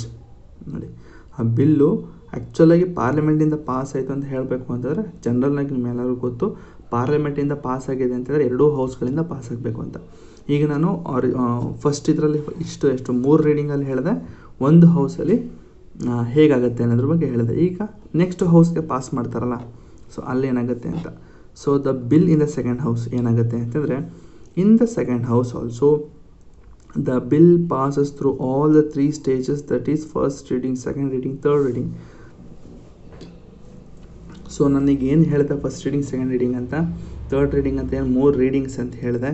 So ಆ 3 ರೀಡಿಂಗ್ಗಳು ನೆಕ್ಸ್ಟ್ ಹೌಸಲ್ಲೂ ಸೇಮ್ ರಿಪೀಟ್ ಆಗುತ್ತೆ. So next ಹೌಸಲ್ಲೂ same repeat ಆಗುತ್ತೆ. ಅಲ್ಲೂ ಕೂಡ first ಅಂದರೆ ಹೇಳ್ತಾರೆ ಏನಂತ, first ರೀಡಿಂಗಲ್ಲಿ ಏನಾಗುತ್ತೆ ಅಲ್ಲೂ ಕೂಡ ಅಂದರೆ ಟೈಟಲ್ ಮತ್ತು ಆಬ್ಜೆಕ್ಟಿವ್ಸ್ ಹೇಳ್ತಾರೆ ಬಿಲ್ ಬಗ್ಗೆ. ನೆಕ್ಸ್ಟು ಅದಕ್ಕೂ ಕೂಡ ಒಂದು ಕಮಿಟಿ ಮಾಡ್ತಾರೆ, ಕಮಿಟಿ ರಚನೆ ಮಾಡ್ತಾರೆ, ಇಲ್ಲಾಂದರೆ ಇಲ್ಲ, ಕಮಿಟಿ ಕೊಡ್ತಾರೆ. ಮತ್ತು ಅದು ಕೂಡ ಡೀಟೇಲ್ ರಿಪೋರ್ಟ್ ಕೊಡುತ್ತೆ. ಆ ರಿಪೋರ್ಟ್ ಇಟ್ಕೊಂಡು ಕ್ಲಾಸ್ ಬೈ ಕ್ಲಾಸ್ ವೋಟ್ ಆಗುತ್ತೆ. ಸೊ ವೋಟ್ ಆಗಿ ಮತ್ತೆ ಅಲ್ಲೂ ಕೂಡ ಒಂದು ಪ್ರೆಸೆಂಟ್ ಆ್ಯಂಡ್ ವೋಟಿಂಗ್ ಮೆಜಾರಿಟಿಲಿ ವೋಟಿಂಗ್ ಆಗುತ್ತೆ, final voting. Class by class voting ಅಲ್ಲ, ಕ್ಲಾಸ್ ಬೈ ಕ್ಲಾಸ್ ವೋಟಿಂಗ್ ಆದರೂ ಕೂಡ ಮತ್ತೆ ಅನಿಸುತ್ತೆ ವೋಟಿಂಗ್ ಆಗುತ್ತೆ. ಸೊ ವೋಟಿಂಗಲ್ಲಿ ಅದು ಅಕ್ಸೆಪ್ಟ್ ಆಯಿತು ಅಂತಂದರೆ ಅದು ಕೂಡ ಪಾಸ್ ಆದಂಗೆ, ಆ ಹೌಸಿಂದ ಪಾಸ್ ಆದಂಗೆ. ಸೊ ಟೋಟಲಾಗಿ 2 ಹೌಸ್ಗಳಿಂದ ಪಾಸ್ ಆಯಿತು ಅಂತ ಹೇಳಿ ಪ್ರೆಸಿಡೆಂಟ್ ಅವ್ರಿಗೆ ಅದು ನೆಕ್ಸ್ಟು ಪ್ರೆಸಿಡೆಂಟ್ ಅವ್ರಿಗೆ ಹೋಗುತ್ತೆ. Next there are 4 alternative before the sorry it may pass the bill as send by the first house, ನೋಡಿ ವಿತೌಟ್ ಅಮೆಂಡ್ಮೆಂಟು. ಸೊ ಈಗ ಸೆಕೆಂಡ್ ಹೌಸ್ಗೆ ಹೋಗುತ್ತೆ. ಸೊ ಸೆಕೆಂಡ್ ಹೌಸ್ಗಳು ಸೋಂಬೇರಿಗಳಾಗಿತ್ತು ಅಂದರೆ ಅವ್ರೇನು ಮಾಡ್ತಾರೆ, ಬಿಡಯ್ಯ ಈಗಾಗಲೇ ಫಸ್ಟ್ ಹೌಸಿಂದ ಬಂದಂಥ ಒಂದು ರಿಪೋರ್ಟಲ್ಲಿ ನೀವು ನೋಡ್ಬೋದು ಡೀಟೇಲಾಗಿ ಅವ್ರು ಆಗಲೇ ಡಿಸ್ಕಸ್ ಮಾಡಿದ್ದಾರೆ. ಸೊ ನಾವು ಯಾಕೆ ಡಿಸ್ಕಸ್ ಮಾಡೋದು ಮತ್ತೆ ಅಂತ ಹೇಳಿ ಅವರು ಆಕ್ಸೆಪ್ಟ್ ಮಾಡ್ಕೋಬೋದು, ಆಯಿತಾ. ಇಲ್ಲ ಅಂತಂದರೆ ಅವರು it may pass the bill with amendments and return it to the first house for reconsideration. ನೋಡಿ, ಅಕಸ್ಮಾತು ಅವರು ಸ್ವಲ್ಪ ಫುಲ್ ಚುರುಕಾಗಿತ್ತು ಅಂತಂದರೆ ಅವ್ರೇನು ಮಾಡ್ತಾರೆ, ಮತ್ತೆ ಓದ್ತಾರೆ. ಮತ್ತೆ ಓದಿ ನೋಡ್ರಪ್ಪ ನೀವೇನು ಪಾಸ್ ಮಾಡಿದ್ರೆ ಸ್ವಲ್ಪ ಒಂದಷ್ಟು ಅಮೆಂಡ್ಮೆಂಟ್ಗಳನ್ನ ಮಾಡಿ, ಸ್ವಲ್ಪ ತಿದ್ದುಪಡಿಗಳನ್ನ ಮಾಡಿ ಅಂತ ಹೇಳಿ ಅವರು ವಾಪಸ್ ಕಳಿಸ್ಬೋದು. ಸೊ ಅಕಸ್ಮಾತ್ ರಿಜೆಕ್ಟು ಮಾಡ್ಬೋದು, ಅವರು ಸೆಕೆಂಡ್ ಹೌಸ್ ಅದನ್ನು ರಿಜೆಕ್ಟು ಮಾಡ್ಬೋದು. Or it may not take any action and thus keep the bill pending. ನೋಡಿ, ಅವರು ಏನೂ ಆ್ಯಕ್ಷನ್ಗಳನ್ನ ತೊಗೊಳ್ದೇನೆ ಜಸ್ಟ್ ಪಾಕೆಟಲ್ಲಿ ಇಟ್ಕೊಳ್ಳೋದು, ಪಾಕೆಟ್ ಬಿಟ್ಟು ಅಂತ ಇರುತ್ತಲ್ಲ, ಸೊ ಆ ರೀತಿ ಜಸ್ಟ್ ಪೆಂಡಿಂಗಲ್ಲಿ ಇಟ್ಬಿಡ್ಬೋದು. ಸೊ ಈ ಥರ 6 ತಿಂಗಳಿಗಿಂತ ಹೆಚ್ಚು ಪೆಂಡಿಂಗಲ್ಲಿತ್ತು ಅಂದರೆ ಬಿಲ್ಗಳು, ಸೊ ಅಂಥ ಟೈಮಲ್ಲಿ ಡೆಡ್ ಲಾಕ್ ಅಂತ ಆಗುತ್ತೆ. ಸೊ 2 ಹೌಸ್ಗಳು ಕೆಲವೊಂದು ಬಿಲ್ಗಳನ್ನ ಒಪ್ಪದೇ ಇದ್ದಾಗ, ಯಾವ್ದಾದ್ರು ಅಂದರೆ either house of the parliament ಅಂತ ಹೇಳ್ಬೋದು, ಯಾವುದಾದ್ರೂ ಒಂದು ಹೌಸು ಆ ಬಿಲ್ಗಳ ಬಗ್ಗೆ ಆಕ್ಸೆಪ್ಟು ಮಾಡಲ್ಲ, ರಿಜೆಕ್ಟು ಮಾಡಲ್ಲ, ಜಸ್ಟ್ ಅದನ್ನು ಪೆಂಡಿಂಗಲ್ಲಿ 6 ತಿಂಗಳಿಗಿಂತ ಹೆಚ್ಚು ಟೈಮ್ ಇತ್ತು ಅಂತಂದರೆ ನಾವು ಅದಕ್ಕೆ ಡೆಡ್ ಲಾಕ್ ಅಂತ ಕರಿತೀವಿ. ಸರಿನಾ, ಮುಂದೆ ನೋಡೋಣ ಏನು ಅಂತ, ಜಾಯಿಂಟ್ ಸಿಟ್ಟಿಂಗ್ ಎಲ್ಲ ಕರೀತಾರೆ ಅದಕ್ಕೆ. ಸೊ ಮುಂದೆ ನೋಡೋಣ. If the second house passes the bill without any amendment or the first house accept the amendments suggested by the second house, the bill is deemed to have been passed by both the house and the same is sent to the president on his assent for his assent. ನೋಡಿ, ಅಕಸ್ಮಾತು ಈಗ first ಹೌಸಿಂದ second ಹೌಸ್ಗೆ pass ಆಗಿದೆ. So ಈಗ second house without amendment ಅದನ್ನು accept ಮಾಡ್ತು ಅಂದರೆ pass ಮಾಡ್ತು ಅಂತಂದರೆ ಅಕಸ್ಮಾತ್ ಫಸ್ಟ್ ಹೌಸು ಕೆಲವೊಂದು ಅಮೆಂಡ್ಮೆಂಟ್ಗಳು ಸೆಕೆಂಡ್ ಹೌಸಲ್ಲಿ ಕೊಟ್ಟಂತಹ ಅಮೆಂಡ್ಮೆಂಟ್ಗಳನ್ನ ಅಕ್ಸೆಪ್ಟ್ ಮಾಡಿಕೊಂಡು ಅಮೆಂಡ್ಮೆಂಟ್ಗಳನ್ನ ಮಾಡಿ ಮತ್ತೆ ಅದನ್ನು ಸೆಕೆಂಡ್ ಹೌಸ್ಗೆ ಕೊಟ್ಟು ಮತ್ತು ಆ ಸೆಕೆಂಡ್ ಹೌಸ್ ಅಕ್ಸೆಪ್ಟ್ ಮಾಡಿ ಅದನ್ನು ಪ್ರೆಸಿಡೆಂಟ್ ಅವರಿಗೆ ಕಳಿಸೋದು ಈ ಒಂದು ಪಾಯಿಂಟ್ ಆಗಿದೆ. ಸ್ವಲ್ಪ ತಲೆ ಕೆಡುತ್ತೆ, ಜಸ್ಟ್ ಇದನ್ನು ಓದಿ ಅನಿಸುತ್ತೆ ನೋಡಿ. If the second house passes the bill without any amendments, first point ಇದು. ಅಕಸ್ಮಾತ್ ಸೆಕೆಂಡ್ ಹೌಸು ಈಗ ಫಸ್ಟ್ ಹೌಸಲ್ಲಿ ಡೀಟೇಲಾಗಿ ಡಿಸ್ಕಷನ್ ಆಗಿದೆ. ಸೊ ಡಿಸ್ಕಷನ್ ಆಗಿದೆ ಅಂದ್ಬಿಟ್ಟು ಸೆಕೆಂಡ್ ಹೌಸ್ಗಳು ಸ್ವಲ್ಪ ಸೋಂಬೇರಿ ಅಂತ ಹೇಳಿದ್ನಲ್ಲ, ಸೊ ಅದರ ಸೋಂಬೇರಿಗಳಾಗಿ ಅವರು ಕೂಡ ಅದನ್ನು ಪಾಸ್ ಮಾಡಿಬಿಡ್ರು ಅಂತ ತಿಳ್ಕೊಳ್ಳಿ. ಅಲ್ಲೂ ಕೂಡ ವೋಟಿಂಗ್ ಆಗುತ್ತೆ. ಸೊ ವೋಟಿಂಗ್ ಆಗಿ ಎಷ್ಟು ಜನ ಪ್ರೆಸೆಂಟ್ ಆಗಿರ್ತಾರೋ ಅಷ್ಟು ಜನ ಪ್ರೆಸೆಂಟಲ್ಲಿ ವೋಟಿಂಗ್ ಆಗುತ್ತೆ. ಆ ವೋಟಿಂಗಲ್ಲಿ 50%+1 ವೋಟಿಂಗ್ ಆಯಿತು ಅಂದರೆ ಅದು ಕೂಡ ಪಾಸ್ ಆಗುತ್ತೆ. ಇದು ಮೊದಲನೇ statement. So second statement, the first house accept the amendment suggested by the second house. Second statement ಏನು ಹೇಳುತ್ತೆ ಅಂತಂದರೆ, ಆಗ ಸೆಕೆಂಡ್ ಹೌಸ್ ಏನು ಹೇಳುತ್ತೆ ಅಂತಂದರೆ, ನೋಡ್ರಪ್ಪ ನೀವು ಸ್ವಲ್ಪ ತಿದ್ದುಪಡಿಗಳನ್ನ ಮಾಡ್ಕೊಳ್ಳಿ ಅಂತ ಅಂದ್ಬಿಟ್ಟು ವಾಪಸ್ ಕಳಿಸುತ್ತೆ ಬಿಲ್ಗಳನ್ನ. ಸೊ ಆ ಥರ ಬಿಲ್ಗಳನ್ನ ತಿದ್ದುಪಡಿ ಮಾಡಿ ಅಂತ ಕಳಿಸಿದಾಗ ಫಸ್ಟ್ ಹೌಸು ಏನಾದರೂ ಅದನ್ನು ಆಕ್ಸೆಪ್ಟ್ ಮಾಡ್ತು ಅಂತಂದರೆ the bill is deemed to have been pass by both the houses. ನೋಡಿ, ಅಕಸ್ಮಾತ್ ಆ ತಿದ್ದುಪಡಿಗಳನ್ನ ಮಾಡಿದ್ರೆ, ಕಂಪ್ಲೀಟಾಗಿ ಆ ತಿದ್ದುಪಡಿಗಳನ್ನ ಮಾಡ್ತು ಅಂತಂದರೆ ನಾವು ಹೇಳ್ಬೋದು ಆ ಒಂದು ಬಿಲ್ಗಳು ಎರಡೂ ಹೌಸ್ಗಳಿಂದ ಪಾಸ್ ಆಗಿದೆ ಅಂತ. ಆಯಿತಾ? ಸೊ ನೆಕ್ಸ್ಟ್ ಅದನ್ನು ಪ್ರೆಸಿಡೆಂಟ್ ಅವರು ಕಳಿಸ್ತಾರೆ. On the other hand, if the first house reject the amendment suggested by the second house, ಅಕಸ್ಮಾತು ಫಸ್ಟ್ ಹೌಸು ಈ ಸೆಕೆಂಡ್ ಹೌಸ್ ಕೊಟ್ಟಂತಹ ಕೆಲವೊಂದು ತಿದ್ದುಪಡಿಗಳನ್ನ ಏನಾದರೂ ರಿಜೆಕ್ಟ್ ಮಾಡ್ತು ಅಂತಂದರೆ ಅಥವಾ the second house rejects the bill altogether, ಅಕಸ್ಮಾತು ಸೆಕೆಂಡ್ ಹೌಸು ಫಸ್ಟ್ ಹೌಸಿಂದ ಕೊಟ್ಟಂತಹ ಬಿಲ್ನೇ ರಿಜೆಕ್ಟ್ ಮಾಡ್ತು ಅಂತಂದರೆ, ಅಥವಾ second house does not take any actions for 6 months. ಅಕಸ್ಮಾತು ಸೆಕೆಂಡ್ ಹೌಸ್ಗೆ ನೋಡ್ರಪ್ಪ ಫಸ್ಟ್ ಹೌಸಿಂದ ಪಾಸ್ ಆಗಿದೆ, ಸೆಕೆಂಡ್ ಹೌಸ್ಗೆ ತಗೊಳ್ಳಿ ನೀವು ಸ್ವಲ್ಪ ಡಿಸ್ಕಸ್ ಮಾಡಿ ಅಂತ ಕೊಟ್ಟರು ಕೂಡ ಸೆಕೆಂಡ್ ಹೌಸ್ಗೂ 6 ತಿಂಗಳ ಗಂಟನೂ ಯಾವುದೇ ಕಾರಣಕ್ಕೂ ಡಿಸ್ಕಷನ್ ಮಾಡಲಿಲ್ಲ ಅಂತಂದರೆ ಅದಕ್ಕೆ ನಾವು ಡೆಡ್ ಲಾಕ್ ಅಂತೀವಿ. ಆ deadlock is deemed to have taken place. ಅರ್ಥ ಆಯ್ತಾ? ಸೊ ಮತ್ತೆ ಓದ್ತೀನಿ ಸತಿ. On the other hand, if the first house rejects the amendment suggested by the second house, ಅಕಸ್ಮಾತು ಸೆಕೆಂಡ್ ಹೌಸ್ಗಳು ಕೆಲವೊಂದು ತಿದ್ದುಪಡಿ ಮಾಡ್ಕೊಂಡು ಬನ್ನಿ ಅಂತ ಕೊಡುತ್ತಲ್ಲ, ಸೊ ಅಂಥ ತಿದ್ದುಪಡಿಗಳನ್ನೇನಾದರೂ ರಿಜೆಕ್ಟ್ ಮಾಡ್ತು ಅಂತಂದರೆ, ಅಥವಾ ಸೆಕೆಂಡ್ ಹೌಸು ಕಂಪ್ಲೀಟಾಗಿ ಬಿಲ್ನೇ ರಿಜೆಕ್ಟ್ ಮಾಡಿಬಿಡ್ತು ಅಂತಂದರೆ, ಅಥವಾ ಸೆಕೆಂಡ್ ಹೌಸು ಆ ಬಿಲ್ನ ಏನೂ ಮಾಡದೆ 6 ತಿಂಗಳ ಗಂಟ ಜಸ್ಟ್ ಪೆಂಡಿಂಗಲ್ಲಿ ಇಟ್ಕೋತು ಅಂತಂದರೆ, ಸೊ ಅಂಥದಕ್ಕೆ ನಾವು ಡೆಡ್ ಲಾಕ್ ಅಂತ ಕರಿತೀವಿ. ಸೊ ಈ ಥರ ಒಂದು ಡೆಡ್ ಲಾಕ್ ಆದಾಗ ಪ್ರೆಸಿಡೆಂಟ್ ಅವ್ರು ಏನು ಮಾಡ್ತಾರೆ, ಜಾಯಿಂಟ್ ಸೀಟಿಂಗ್ ಕರೀತಾರೆ, ಇಬ್ಬರೂ ಅಕ್ಕಪಕ್ಕ ಕೂರಿಸ್ತಾರೆ. ಅಲ್ಲಿಗೆ ಪ್ರಿಸೈಡಿಂಗ್ ಆಫೀಸರ್ ಯಾರಾಗಿರ್ತಾರೆ ಅಂತ ಹೇಳಿದೆ. ಸೊ ಕಮೆಂಟಲ್ಲಿ ಹೇಳಿ ಯಾರು ಈ ಜಾಯಿಂಟ್ ಸೀಟಿಂಗಲ್ಲಿ ಪ್ರಿಸೈಡಿಂಗ್ ಆಫೀಸರ್ಸು ಯಾರ್ಯಾರಾಗಿರ್ತಾರೆ. ಸೊ ಒಬ್ರದಲ್ಲ, ಯಾರ್ಯಾರಾಗಿರ್ತಾರೆ ಅಂತ ಹೇಳಬೇಕು. ಆಯಿತಾ? So if the majority of the member present and voting in the joint sitting approves the bill is deemed to be pass by the both the houses. ಅಕಸ್ಮಾತ್ ಇಲ್ಲಿ ಯಾವ ಮೆಜಾರಿಟಿ ಅಂತ ನೀವೇ ಹೇಳಬೇಕು. ಜಾಯಿಂಟ್ ಸೀಟಿಂಗ್ ಆದಾಗ, ಯಾಕಂದರೆ ನಾನು ಜಾಯಿಂಟ್ ಸೀಟಿಂಗ್ ಕ್ಲಾಸ್ಗಳು ಮಾಡಿಲ್ಲ, ಬಟ್ ಸ್ಟಿಲ್ ನಿಮಗೊಂದು ಕ್ವಶನ್ ಕೊಡ್ತಾಯಿದ್ದೀನಿ, ಜಸ್ಟ್ ನೀವು ಗೂಗಲ್ ಸರ್ಚ್ ಮಾಡಿ ಅಥವಾ ನಿಮಗೆ ಗೊತ್ತಿತ್ತು ಅಂತಂದರೆ ಕಮೆಂಟಲ್ಲಿ ಹೇಳಿ. ಏನು ಅಂತಂದರೆ, ಜಾಯಿಂಟ್ ಸೀಟಿಂಗ್ ಆದಾಗ ಯಾವ ಒಂದು ಮೆಜಾರಿಟಿಯಿಂದ ಅದು ಅಂದರೆ ಯಾವ ಒಂದು ಮೆಜಾರಿಟಿಯಿಂದ ವೋಟ್ಗಳನ್ನ ಮಾಡಿದ್ರೆ ಆ ಒಂದು ಬಿಲ್ಲು ಪಾಸ್ ಆಗುತ್ತೆ ಅಂತ ನೀವು ಹೇಳಬೇಕು. ಸೊ ಇಲ್ಲಿ ಹೇಳಿರೋದು ಅದನ್ನೇ. If the majority of the member present and voting in the joint sitting approves the bill is deemed to be pass by the both houses. ಅಕಸ್ಮಾತ್ ಜಾಯಿಂಟ್ ಸೀಟಿಂಗಲ್ಲಿ ಇಬ್ಬರು ಕೂಡ ಒಪ್ಕೊಂಡ್ರೆ, ಆ ಒಂದು ಮೆಜಾರಿಟಿ ಇದೆ, ಆ ಒಂದು ಮೆಜಾರಿಟಿಯಿಂದ ಒಪ್ಕೋತು ಅಂತಂದರೆ ಆ ಬಿಲ್ಲು ಪಾಸ್ ಆದಂಗೆ. ಸೊ ಈಗಾಗಲೇ ಫಸ್ಟ್ ಹೌಸಿಂದ ಸೆಕೆಂಡ್ ಹೌಸ್ಗೆ ಹೋಯ್ತು, ಸೆಕೆಂಡ್ ಹೌಸಿಂದ ಈಗ ಪ್ರೆಸಿಡೆಂಟ್ ಅವ್ರಿಗೆ ಹೋಗುತ್ತೆ. Assent of president. So every bill after being pass by the both house of the parliament either singly or a joint sitting. ಇದೇನಾಗುತ್ತೆ, ಎರಡು ಹೌಸ್ಗಳಿಂದ ಪಾಸ್ ಆದಮೇಲೆ ನೆಕ್ಸ್ಟ್ ಹೋಗೋದು ಯಾರಿಗೆ, ಪ್ರೆಸಿಡೆಂಟ್ ಅವ್ರಿಗೆ. ಇಲ್ಲಿ ಪ್ರೆಸಿಡೆಂಟ್ ಅವರು ಈ ಕ್ಯಾನ್ ಅಕ್ಸೆಪ್ಟ್ ಮಾಡ್ಬೋದು, ಅಂದರೆ ಈ ಕ್ಯಾನ್ ಗಿವ್ ಇಸ್ ಅಸೆಂಟ್, ಅವ್ರು ವಿತ್ ಹೋಲ್ಡ್ ಮಾಡ್ಬೋದು, ಅಂದರೆ ಸ್ವಲ್ಪ ಪೆಂಡಿಂಗಲ್ಲಿ ಇಡ್ಬೋದು. ಇಲ್ಲ ಅಂತಂದರೆ ಅದನ್ನು he can return a bill for reconsideration. ನೋಡ್ರಪ್ಪ, ಇನ್ನೊಂದ್ಸತಿ ಓದ್ಕೊಂಡು ಬಂದು ಡೀಟೇಲಾಗಿ ಸ್ವಲ್ಪ ತಿದ್ದುಪಡಿಗಳನ್ನ ಮಾಡ್ಕೊಂಡು ಬಂದು ನಾನು ಕೊಡಿ ಅಂತ ಪ್ರೆಸಿಡೆಂಟ್ ಅವ್ರು ಕಳಿಸ್ಬೋದು. So if the president give is asset the bill become. ನಮಗೆ ಗೊತ್ತಿರೋದ ಮೊದಲೇ ಏನು ಅಂತಂದರೆ, ಅಕಸ್ಮಾತ್ ಆ ಬಿಲ್ ಏನಾದರೂ ಪ್ರೆಸಿಡೆಂಟ್ ಅವರು ಸೈನ್ ಆಗ್ತು ಅಂದರೆ ಆ ಬಿಲ್ಲು ಆ್ಯಕ್ಟ್ ಆದಂಗೆ, ಅಂದರೆ ಬಿಲ್ಲು ಆ್ಯಕ್ಟ್ ಆಗುತ್ತೆ. ಸರಿನಾ? If the president withholds his assent of the bill it ends and does not become an act. ಅಂದರೆ ಇಲ್ಲಿ ವಿತ್ ಹೋಲ್ಡ್ ಅದರ ಒಂದು ಪೆಂಡಿಂಗಲ್ಲಿ ಇಟ್ಬಿಡ್ತಾರೆ. Consider its a pocket veto ಅಥವಾ ಸಸ್ಪೆನ್ಸಿವ್ ವೀಟೋನ ಸಾರಿ ಪಾಕೆಟ್ ವೀಟೋ ಅಂತ ತಿಳ್ಕೊಳ್ಳಿ. ಅವರು ಇಂಡೆಫಿನೆಟ್ ಪೀರಿಯಡ್ ಗಂಟೆ ಅವರು ಜಸ್ಟ್ ಪೆಂಡಿಂಗಲ್ಲಿ ಇಟ್ಬಿಡ್ತು ಅಂದರೆ ಅಲ್ಲಿಗೆ ಆ ಬಿಲ್ಲು ಎಂಡ್ ಆಗುತ್ತೆ. ಇಷ್ಟು ನಾವೇನು ಮಾತಾಡೋದಲ್ಲ, ಫಸ್ಟ್ ರೀಡಿಂಗ್ ಆಗುತ್ತೆ, ಸೆಕೆಂಡ್ ರೀಡಿಂಗ್ ಆಗುತ್ತೆ ಅಂತ ಏನೇನೋ ಡಿಸ್ಕಸ್ ಮಾಡೋದಲ್ಲ, ಅದೆಲ್ಲ ಕಂಪ್ಲೀಟಾಗಿ ವೇಸ್ಟ್ ಆಗುತ್ತೆ. It ends and does not becomes an act. ಆಯಿತಾ? If the president returns the bill for reconsideration and if it is pass with both the houses again with or without amendment and presented to the president for his assent, the president must give his assent to the bill. Thus the president enjoys only a suspensive veto. So ಇದ್ರ ಬಗ್ಗೆ ನಾನು ಪ್ರೆಸಿಡೆಂಟಲ್ಲೇ ಡೀಟೇಲಾಗಿ ಹೇಳಿದ್ದೀನಿ. So ಮತ್ತೆ ಹೇಳೋದಿಲ್ಲ. ಅಕಸ್ಮಾತು ನೋಡಿಲ್ಲ ನೀವು ಅಂದರೆ first president ನೋಡಿ ಆಮೇಲೆ ಬನ್ನಿ, ಸರಿನಾ? ಸೊ ಇಲ್ಲಿ ಏನು ಹೇಳುತ್ತೆ ಅಂತಂದರೆ, ಅಕಸ್ಮಾತು ಬಿಲ್ನ ತಿದ್ದುಪಡಿ ಮಾಡ್ಕೊಂಡು ಬಂದ್ರಪ್ಪ, ಸೊ ಅಥವಾ ಇನ್ನೊಂದ್ಸತಿ ಓದ್ಕೊಂಡು ಬನ್ನಿ ಅಂದ್ಬಿಟ್ಟು ಪ್ರೆಸಿಡೆಂಟ್ ಅವರು ಕಳಿಸ್ತಾರೆ.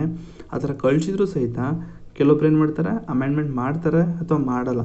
ಸೊ ಮಾಡ್ದೇನೆ ಅಕಸ್ಮಾತ್ ಅವರು ಸಬ್ಮಿಟ್ ಮಾಡ್ತು ಅಂತಂದರೆ ಪ್ರೆಸಿಡೆಂಟ್ ಅವರು ಕೊಡಲೇಬೇಕು, ಆಕ್ಸೆಪ್ಟ್ ಮಾಡಲೇಬೇಕು, ಬಿಲ್ನ ಸೈನ್ ಹಾಕಲೇಬೇಕು ಅಂತ ಇದೆ. ಸೊ ಯಾಕೆ ಸೈನ್ ಹಾಕಲೇಬೇಕು ಅಂತಂದ್ರೆ ನಾನು ಪ್ರೆಸಿಡೆಂಟ್ ವೀಡಿಯೋದಲ್ಲಿ ಹೇಳಿದ್ದೀನಿ.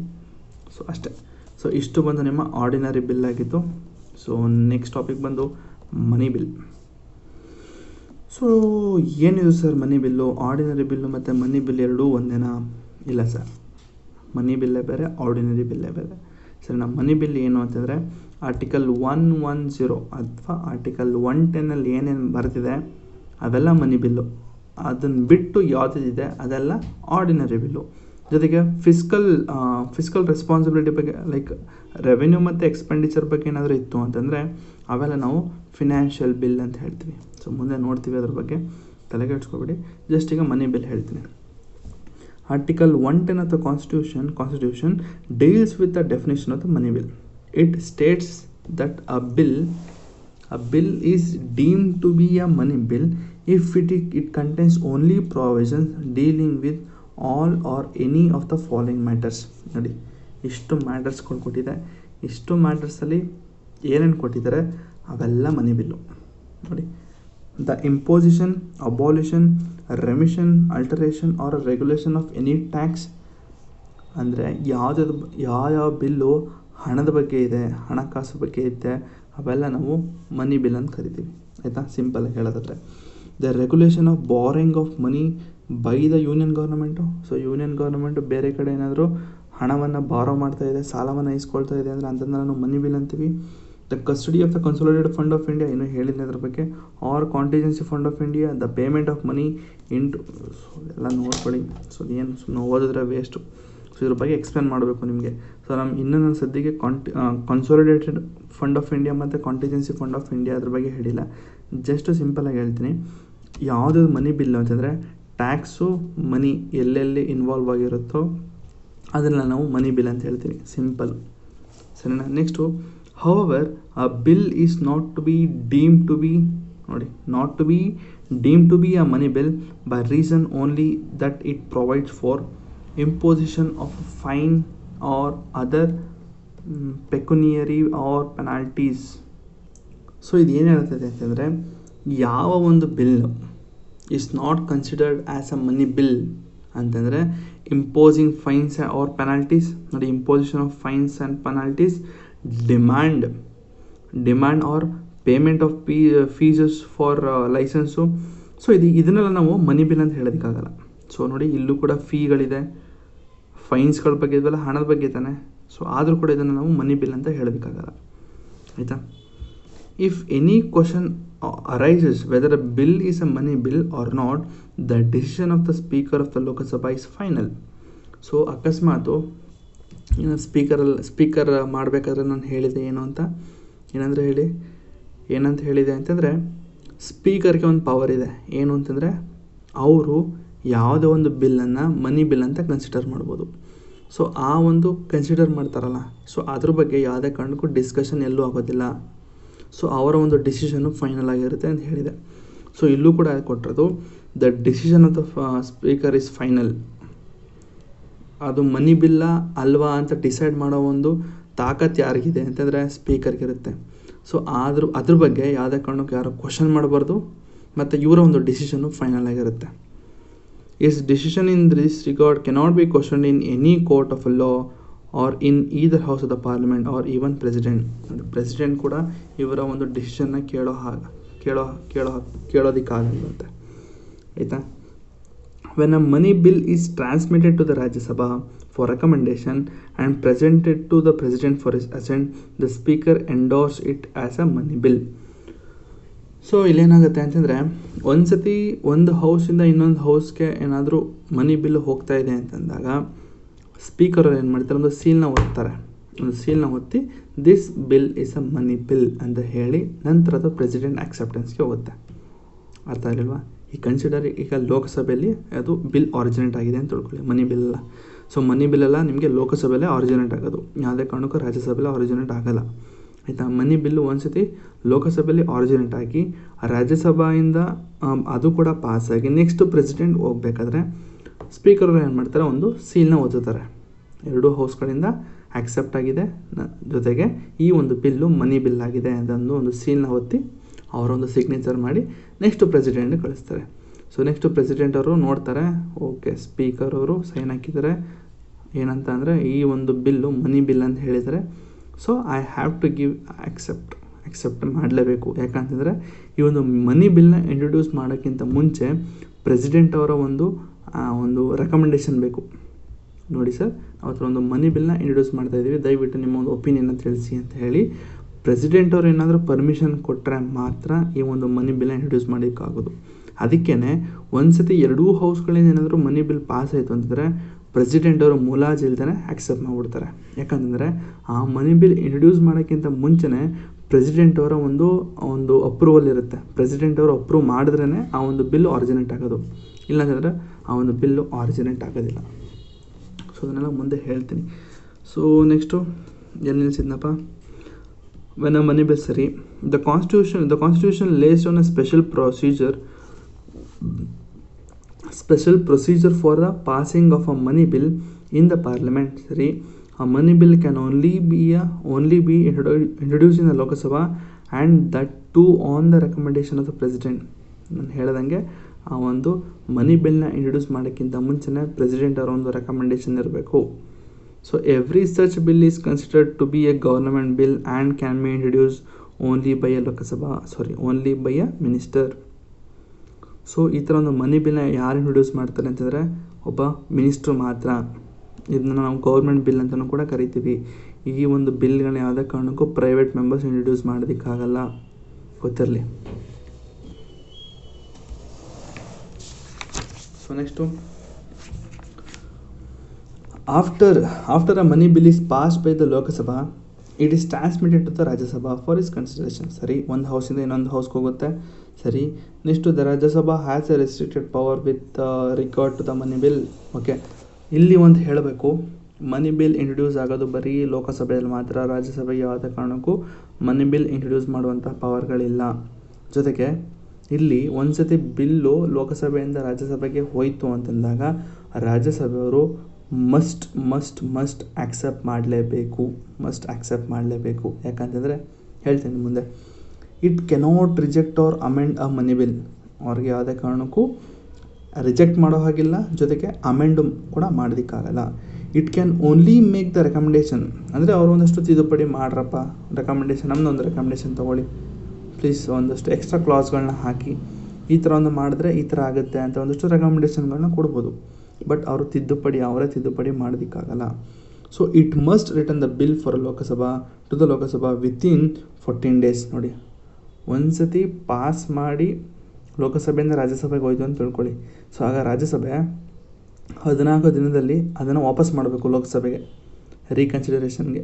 ನೋಡ್ರಪ್ಪ, ನಮ್ಮ ಒಂದು ಹೌಸಿಂದ ಒಂದಷ್ಟು ರೆಕಮೆಂಡೇಷನ್ ನಾವು ಕೊಡ್ತಾಯಿದ್ದೀವಿ. ಸೊ ದಯವಿಟ್ಟು ನೀವು ಅದನ್ನು ಆಕ್ಸೆಪ್ಟ್ ಮಾಡಿ, ಅಂದರೆ ಸ್ವಲ್ಪ ಆ್ಯಡ್ ಮಾಡಿ ಒಂದಷ್ಟು. ಈಗ ಕನ್ಸಿಡರ್ GST ಅಂತ ಇದೆ ಅಂತ ತಿಳ್ಕೊಳ್ಳಿ. ಇವರು ಲೋಕಸಭೆಯಲ್ಲಿ 20% ಮಾಡ್ತೀವಿ GST ಅಂತ ಹೇಳಿರ್ತಾರೆ. ಸೊ ಅವರು ಒಂದು ರೆಕಮೆಂಡೇಷನ್ ಮಾಡಿ ಆಯ್ತು 20% ಮಾಡ್ತಾರೆ ಮಾಡಿ, ಬಟ್ ಕೆಲವೊಂದು ಮೆಡಿಸನ್ಗಳಿಗೆ ನೀವು GSTವನ್ನು ಹಾಕಬೇಡಿ, GST ರೇಟ್ನ ಕಮ್ಮಿ ಇಡಿ, 1-2%, 1% ಇಡಿ ಅಂತ ಅವರು ಒಂದಷ್ಟು ರೆಕಮೆಂಡೇಷನ್ ಕೊಡ್ತಾರೆ. ಆದರೆ ಆ ರೆಕಮೆಂಡೇಷನು ವಿತಿನ್ 14 ಡೇಸು ವಾಪಸ್ ಕೊಡಬೇಕು, whether with or without amendments. ಒಂದು ಸತಿ ರಾಜ್ಯಸಭೆಗೆ ಹೋಯಿತು ಅಂದಾಗ ಆ ರಾಜ್ಯಸಭೆ ವಾಪಸ್ಸು ಲೋಕಸಭೆ ಕೊಡಬೇಕು. So the Lok Sabha can either accept or reject the bill, so reject the recommendation of ರಾಜ್ಯಸಭೆ. ಓಕೆ. ಸೊ ಲೋಕಸಭೆ ಆ ಒಂದು ರೆಕಮೆಂಡೇಷನ್ ಆಕ್ಸೆಪ್ಟ್ ಮಾಡ್ಬೋದು, ಮಾಡದೇ ಇದ್ರಿಲ್ಲ, ಆಯಿತಾ. ಅಕಸ್ಮಾತ್ ಇತ್ತು ಲೋಕಸಭೆ ಆ ಒಂದು ರೆಕಮೆಂಡೇಷನ್ ಆಕ್ಸೆಪ್ಟ್ ಮಾಡ್ತು ಅಂತಂದರೆ ಅದು ಒಂದು ಎರಡೂ ಹೌಸ್ಗಳಿಂದ ಪಾಸ್ ಆಗಿದೆ. ಯಾವ ಥರ ಪಾಸ್ ಆಗಿದೆ ಅಂತಂದರೆ ಮಾಡಿಫೈಡ್ ಫಾರ್ಮಿಂದ ಪಾಸ್ ಆಗಿದೆ ಅಂತ ಹೇಳ್ತಾರೆ. ಎರಡೂ ಹೌಸ್ಗಳು ಅಂದರೆ ಆ ರಾಜ್ಯಸಭೆ ಕೊಟ್ಟಂತಹ ರೆಕಮೆಂಡೇಷನ್ಗಳನ್ನ ಲೋಕಸಭೆ ಏನಾದರೂ ಆಕ್ಸೆಪ್ಟ್ ಮಾಡಿಕೊಂಡು ಅದನ್ನು ಇಂಪ್ಲಿಮೆಂಟ್ ಮಾಡ್ತು ಅಂತಂದರೆ it is passed by the modified form ಅಂತ ಹೇಳ್ತಾರೆ. ಅಕಸ್ಮಾತ್ if the Lok Sabha does not accept, ನೋಡಿ ಆಗ ಲೋಕಸಭಾ ಆ ಒಂದು ರೆಕಮೆಂಡೇಷನ್ನ ಆಕ್ಸೆಪ್ಟ್ ಮಾಡ್ಕೊಳ್ಳಿಲ್ಲ ಅಂತಂದಾಗ ಅದಕ್ಕೆ ನಾವೇಂತೀವಿ originally pass by the Lok Sabha without amendments without any changes ಅಂತ ಹೇಳ್ತಾರೆ. ನೋಡಿ, ಆಕ್ಸೆಪ್ಟ್ ಮಾಡ್ತು ಅಂತಂದರೆ ರಾಜ್ಯಸಭಾದ ಒಂದಷ್ಟು ರೆಕಮೆಂಡೇಷನ್ಗಳನ್ನ ಆಕ್ಸೆಪ್ಟ್ ಮಾಡ್ತು ಅಂತಂದರೆ it is called modified form. If it does not accept ಅಂತಂದರೆ it is called originally pass by the Lok Sabha without any changes ಅಂತ ಹೇಳ್ತಾರೆ, ಆಯಿತಾ. So next, if the Rajya Sabha does not return the bill to the Lok Sabha within 14 days, the bill is deemed to have been passed by both the houses in the form of originally passed by the Lok Sabha. ನೋಡಿ, 14 ದಿನಗಳ time ಇರುತ್ತೆ. 14 ದಿನದಲ್ಲಿ ಅವರು ಅದನ್ನು ಬಿಲ್ನ accept ಮಾಡಲೇಬೇಕು. ಇಲ್ಲ ಅಂತಂದರೆ 14 ದಿನದೊಳಗಡೆ ಅವ್ರು ವಾಪಸ್ ಕೊಡಬೇಕು. ಯಾರಿಗೆ? ಲೋಕಸಭೆಗೆ ವಾಪಸ್ ಕೊಡಬೇಕು. ಒಂದಷ್ಟು ರೆಕಮೆಂಡೇಷನ್ ಮಾಡಿ, ನಮ್ಮದೊಂದು ರೆಕಮೆಂಡೇಷನ್ಗಳಿದೆ, ನೀವು ಅದನ್ನು ಆಕ್ಸೆಪ್ಟ್ ಮಾಡಬೇಕು ಅಂತ ಕೊಡ್ತಾರೆ. ಅಕಸ್ಮಾತ್ 14 ದಿನ ಆದರೂ ಕೂಡ ರಾಜ್ಯಸಭಾ ಅದನ್ನು ಏನೂ ಆ್ಯಕ್ಷನ್ಗಳನ್ನ ತೊಗೊಳ್ಳಿಲ್ಲ ಅಂತಂದರೆ so it is called as originally passed by the Lok Sabha ಅಂತಲೇ ಕರೀತಾರೆ. ಅರ್ಥಾಯ್ತಾ? ಅಕಸ್ಮಾತು ರಾಜ್ಯಸಭೆ ಏನಾದರೂ 14 ದಿನದೊಳಗಡೆ ಏನೂ ಆ್ಯಕ್ಷನ್ಗಳನ್ನ ತೊಗೊಳ್ಳಿಲ್ಲ ಅಂತಂದರೆ ಸೊ ಅದು ಬಿಲ್ ಪಾಸ್ ಆದಂಗೆ. ಅವರು ಪಾಕೆಟಲ್ಲಿ ಇಟ್ಕೊಳ್ಳಿ, ಜಾಬಲ್ಲಿ ಇಟ್ಕೊಂಡು ಎಲ್ಲರೂ ತಿರುಗಾಡಲಿ ಗುರು. ಸೊ ಎಲ್ಲರೂ ತಿರುಗಾಡಿದ್ರು ಕೂಡ 14 ದಿನದೊಳಗಡೆ ಅದನ್ನೇನಾದರೂ ಬರಲಿಲ್ಲ ಅಂದರೆ so it is called as originally pass by the Lok Sabha ಅಂತಲೇ ಕರೀತಾರೆ. Thus the Lok Sabha has more powers than the Rajya Sabha with regard to the money bill. So ಈ ಒಂದು ಮನಿ ಬಿಲ್ ವಿಚಾರದಲ್ಲಿ ಲೋಕಸಭೆಗೆ ತುಂಬ ಪವರ್ಗಳಿದೆ. On the other hand both the houses have a equal power with regard to ordinary power. So ಈ ಒಂದು ಪವರ್ಗಳೇನಿದೆ ಅಂದರೆ ಈ ಲೋಕಸಭೆಗೆ ಜಾಸ್ತಿ ಪವರ್ ಇರೋದು ಬರೀ ಮನಿ ಬಿಲ್ಲು ಮಾತ್ರ. ಬಟ್ ಆರ್ಡಿನರಿ ಬಿಲ್ ಅಂತ ಹೇಳಿದಾಗ, ಆರ್ಡಿನರಿ ಬಿಲ್ಗಳೇನಾದ್ರು ಬಂದಾಗ both houses have a same power, ಎರಡೂ ಹೌಸ್ಗಳಿಗೆ ಸೇಮ್ ಪವರ್ ಇರ್ತದೆ. Finally, when the money bill is presented to the president, he may either give his assent to the bill, withhold or return the bill for a reconsideration. ನೋಡಿ, ಅವ್ರು accept ಮಾಡ್ಬೋದು ಅಥವಾ ಪೆಂಡಿಂಗಲ್ಲಿ ಇಡ್ಬೋದು ಅಥವಾ reconsideration ಕೊಡ್ಬೋದು. So ನಾರ್ಮಲಾಗಿ president ಏನು ಮಾಡ್ತಾರೆ, ಎಲ್ಲ ಮನಿ ಬಿಲ್ಗೂ ಕೂಡ ಸೈನ್ ಆಗಿ ಕಳಿಸ್ತಾರೆ. ಸೊ ಈಗ ನಿಮ್ಗೊಂದು ಹೋಮ್ವರ್ಕ್ ಇದೆ, ಏನು ಅಂತಂದರೆ what is the difference between ordinary bill and money bill ಅನ್ನೋದ್ರ ಬಗ್ಗೆ ಡೀಟೇಲಾಗಿ ಓದಬೇಕು. ಸೊ ತುಂಬ ಈಸಿ ಇದೆ. ಒಂದು 5 ಪಾಯಿಂಟು ಅಥವಾ 6 ಪಾಯಿಂಟು ನೀವು ಕಲ್ತ್ಕೋಬೇಕು. ಸೊ ಈ ಒಂದು ಏನದು ಪಾರ್ಲಿಮೆಂಟ್ ಆದಮೇಲೆ ಮತ್ತೆ MCQಸ್ಗಳು ಈಗಾಗಲೇ ಬರೀ 20 ಕ್ವಶನ್ಸ್ ಅಷ್ಟೇ ಮಾಡಿಸೋದು. ಇನ್ನು 70 ಕ್ವಶನ್ 60 ಕ್ವಶನ್ಸ್ ಇದ್ದಾವೆ ಪೇಪರ್ 1ನಲ್ಲಿ. ಸೊ ನಾನು ಮತ್ತೆ ಮಾಡಿಸ್ತೀನಿ ಅದನ್ನು. ಒಂದು ಸತಿ ಪಾರ್ಲಿಮೆಂಟು ಕಂಪ್ಲೀಟ್ ಆಗಿಬಿಡಲಿ, ಸರಿನಾ? ಓಕೆ. ಸೊ ಇಷ್ಟು ಬಂದರೆ ನಿಮ್ಮ ಮನಿ ಬಿಲ್ ಆಗಿತ್ತು. ಸೊ ನೆಕ್ಸ್ಟ್ ಬರೋದು ನಿಮಗೆ ಫಿನಾನ್ಷಿಯಲ್ ಬಿಲ್ಲು. ಸೊ ತುಂಬ ಈಸಿ ಇರುತ್ತೆ. ಮನಿ ಬಿಲ್ ತುಂಬ ಈಸಿ ಇತ್ತಲ್ವ, ಅಷ್ಟೇನು ತುಂಬ ಕಷ್ಟ ಇಲ್ಲ. ನೀವು ಇದ್ರ ಮೇಲೆ ನಾನು ಹೇಳಿಕೊಟ್ರು ಕೂಡ ನೀವು 2 ಸತಿ 3 ಸತಿ ಲಕ್ಷ್ಮೀಕಾಂತಲ್ಲಿ ಓದಿ ನಂತರ ನೀವು ಈ ಥರ ಸಮ್ಮರ್ ಶೀಟ್ ಕೊಡ್ತಾರೆ. ನೋಡಿ, ಸಮ್ಮರ್ ಶೀಟ್ನ ತೋರಿಸ್ತಾಗಲೇ. ಓಕೆ ನೋಡಿ, ಆರ್ಡಿನರಿ ಬಿಲ್ಲು ತುಂಬ ಈಸಿ. ನೋಡಿ, ಫಸ್ಟ್ ರೀಡಿಂಗ್ ಕೊಟ್ಟಿದ್ದೀನಿ. ಫಸ್ಟ್ ರೀಡಿಂಗಲ್ಲಿ introduction of bill and publication in gazette of India, ಸಾಕು ಅಷ್ಟು ಗೊತ್ತಿದ್ರೆ. ಸೊ ಸೆಕೆಂಡ್ ರೀಡಿಂಗಲ್ಲಿ ಜನರಲ್ ಡಿಸ್ಕಷನ್ ಆಗುತ್ತೆ, but also the detail scrutiny and assume the final step. ಸರಿ, bill may refer to the select committee in departmental committee ಅಥವಾ joint committee ಅಂತಲೂ ಕೂಡ ಕರೀತಾರೆ. So next each clause is discussed and vote upon separately. ಒಂದು clause by clause ಡೀಟೇಲಾಗಿ ಓದ್ತಾರಂತೆ ಮತ್ತು ಅದು ಕೂಡ ವೋಟಿಂಗ್ ಆಗುತ್ತೆ. ಸೊ ನೆಕ್ಸ್ಟ್ ಥರ್ಡ್ ರೀಡಿಂಗಲ್ಲಿ ಡಿಬೇಟು ಫೈನಲ್ ಆಗುತ್ತೆ, ಏನು ಅಂತಂದರೆ ಆಕ್ಸೆಪ್ಟ್ ಮಾಡಬೇಕು ರಿಜೆಕ್ಟ್ ಮಾಡಬೇಕು ಅಂತ. ಸೊ ಈ ಒಂದು ಥರ್ಡ್ ರೀಡಿಂಗಲ್ಲಿ ಅಮೆಂಡ್ಮೆಂಟ್ ಇರೋದಿಲ್ಲ, no amendments are allowed. So voting on the bill stage or the presiding officer. ಸರಿ, ನೆಕ್ಸ್ಟ್ ಬಿಲ್ಲಿಂದ ಸೆಕೆಂಡ್ ಹೌಸು ನೋಡ್ಬೋದು. ಇಲ್ಲಿ ಸೆಕೆಂಡ್ ಹೌಸಲ್ಲಿ ಏನಾಗುತ್ತೆ ಅಂತ, ಸೆಕೆಂಡ್ ಹೌಸಲ್ಲಿ ಈ ಒಂದು 3 ಪ್ರೊಸೀಜರ್ ಹೇಳಿದ್ನಲ್ಲ, ಸೊ ಈ 3 ಪ್ರೊಸೀಜರು 1, 2, 3 ಈ 3 ಪ್ರೊಸೀಜರ್ಗಳು ಸೆಕೆಂಡ್ ಹೌಸಲ್ಲಿ ಆಗುತ್ತೆ. ನೆಕ್ಸ್ಟು ಪ್ರೆಸಿಡೆಂಟ್ ಅವ್ರಿಗೆ ಆಕ್ಸೆಪ್ಟ್ ಮಾಡೋದು, ಅಂದರೆ ಆ ಹೌಸಿಂದ ಸೆಕೆಂಡ್ ಹೌಸಲ್ಲಿ ಏನಾದರೂ ಆಕ್ಸೆಪ್ಟ್ ಆಯಿತು ಅಂದರೆ ಆ ಒಂದು ಬಿಲ್ಲು ಪ್ರೆಸಿಡೆಂಟ್ ಅವ್ರ ಗಂಟ ಹೋಗುತ್ತೆ. ಸೊ ಅದಾದಮೇಲೆ ಪಬ್ಲಿಕ್ ಬಿಲ್ ಮತ್ತು ಪ್ರೈವೇಟ್ ಬಿಲ್ ಬಗ್ಗೆ ಒಂದಷ್ಟು ಡಿಫ್ರೆನ್ಸ್ ಕೊಟ್ಟಿದ್ದೀನಿ. ಅದಾದಮೇಲೆ ಮನಿ ಬಿಲ್ ಅಂತಂದರೆ ಏನು, so features of money bill, next financial bill. So ಇಲ್ಲಿ ಹೇಳ್ತಾ ಇದ್ದೀನಿ ಈಗ, ಆಯಿತಾ, ಏನಿಲ್ಲ ಗುರು, ಈ ತಲೆ ಕೆಡ್ಸ್ಕೊಳ್ಳೋ ಹಾಗಿಲ್ಲ. ಸೊ ಈಗ ನೀವೇನು ಮಾಡಬೇಕು ಅಂತಂದರೆ ಇದನ್ನು ಬರ್ಕೋಬೇಕು. Financial bill which does not receive the speaker certificate speaker on. Okay, ಯಾವ ಒಂದು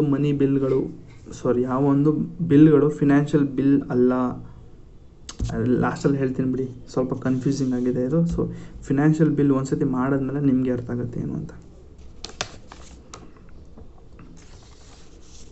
ಓಕೆ, ಏನಿದು ಫಿನಾನ್ಷಿಯಲ್ ಬಿಲ್ ಅಂತಂದರೆ, financial bills are those bills that deals with the fiscal matters. ಹೇಳಿದ್ನಲ್ಲ, ಫಿಸ್ಕಲ್ ಮ್ಯಾಟರ್ಸ್ ಅಥವಾ ಫಿಸ್ಕಲ್ ಅಂದರೆ ಲೈಕ್ ರೆವೆನ್ಯೂ ಆರ್ ಎಕ್ಸ್ಪೆಂಡಿಚರ್ ಅಂತ ಹೇಳಿದೆ. So revenue ಮತ್ತು ಎಕ್ಸ್ಪೆಂಡಿಚರ್ಗಳ ಬಗ್ಗೆ ಯಾವುದೇ ಇತ್ತು ಅಂದರೆ that is called financial bills. So ಹಾಗಾದರೆ ಟ್ಯಾಕ್ಸು ಮತ್ತು ಮನಿ ಅಂತಂದರೆ ಅದು ಕೂಡ ಫಿಸ್ಕಲ್ ಅಲ್ವಾ ಸರ್? ರೆವೆನ್ಯೂ ಇದೆ, ಅದು ಕೂಡ ಎಕ್ಸ್ಪೆಂಡಿಚರ್ ಆಗುತ್ತೆ. ಸೊ ಅದು ಕೂಡ ಸೇಮ್ ಅಲ್ವ ಸರ್? ಇಲ್ಲ ಸರ್, ಬೇರೆ, ಅದೇ ಬೇರೆ ಇದೇ ಬೇರೆ, ಸರಿನಾ? ಫಿಸ್ಕಲ್ ಮ್ಯಾಟರ್ಸ್ ಬೇರೆ, other than taxes and monies ಬೇರೆ, ಸರಿನಾ? ಸೊ ಇಲ್ಲಿದೆ ನೋಡಿ, ಈ ಸ್ಟೇಟ್ಮೆಂಟ್ ನೋಡಿ, hence all money bills are financial bills ಅಂತ.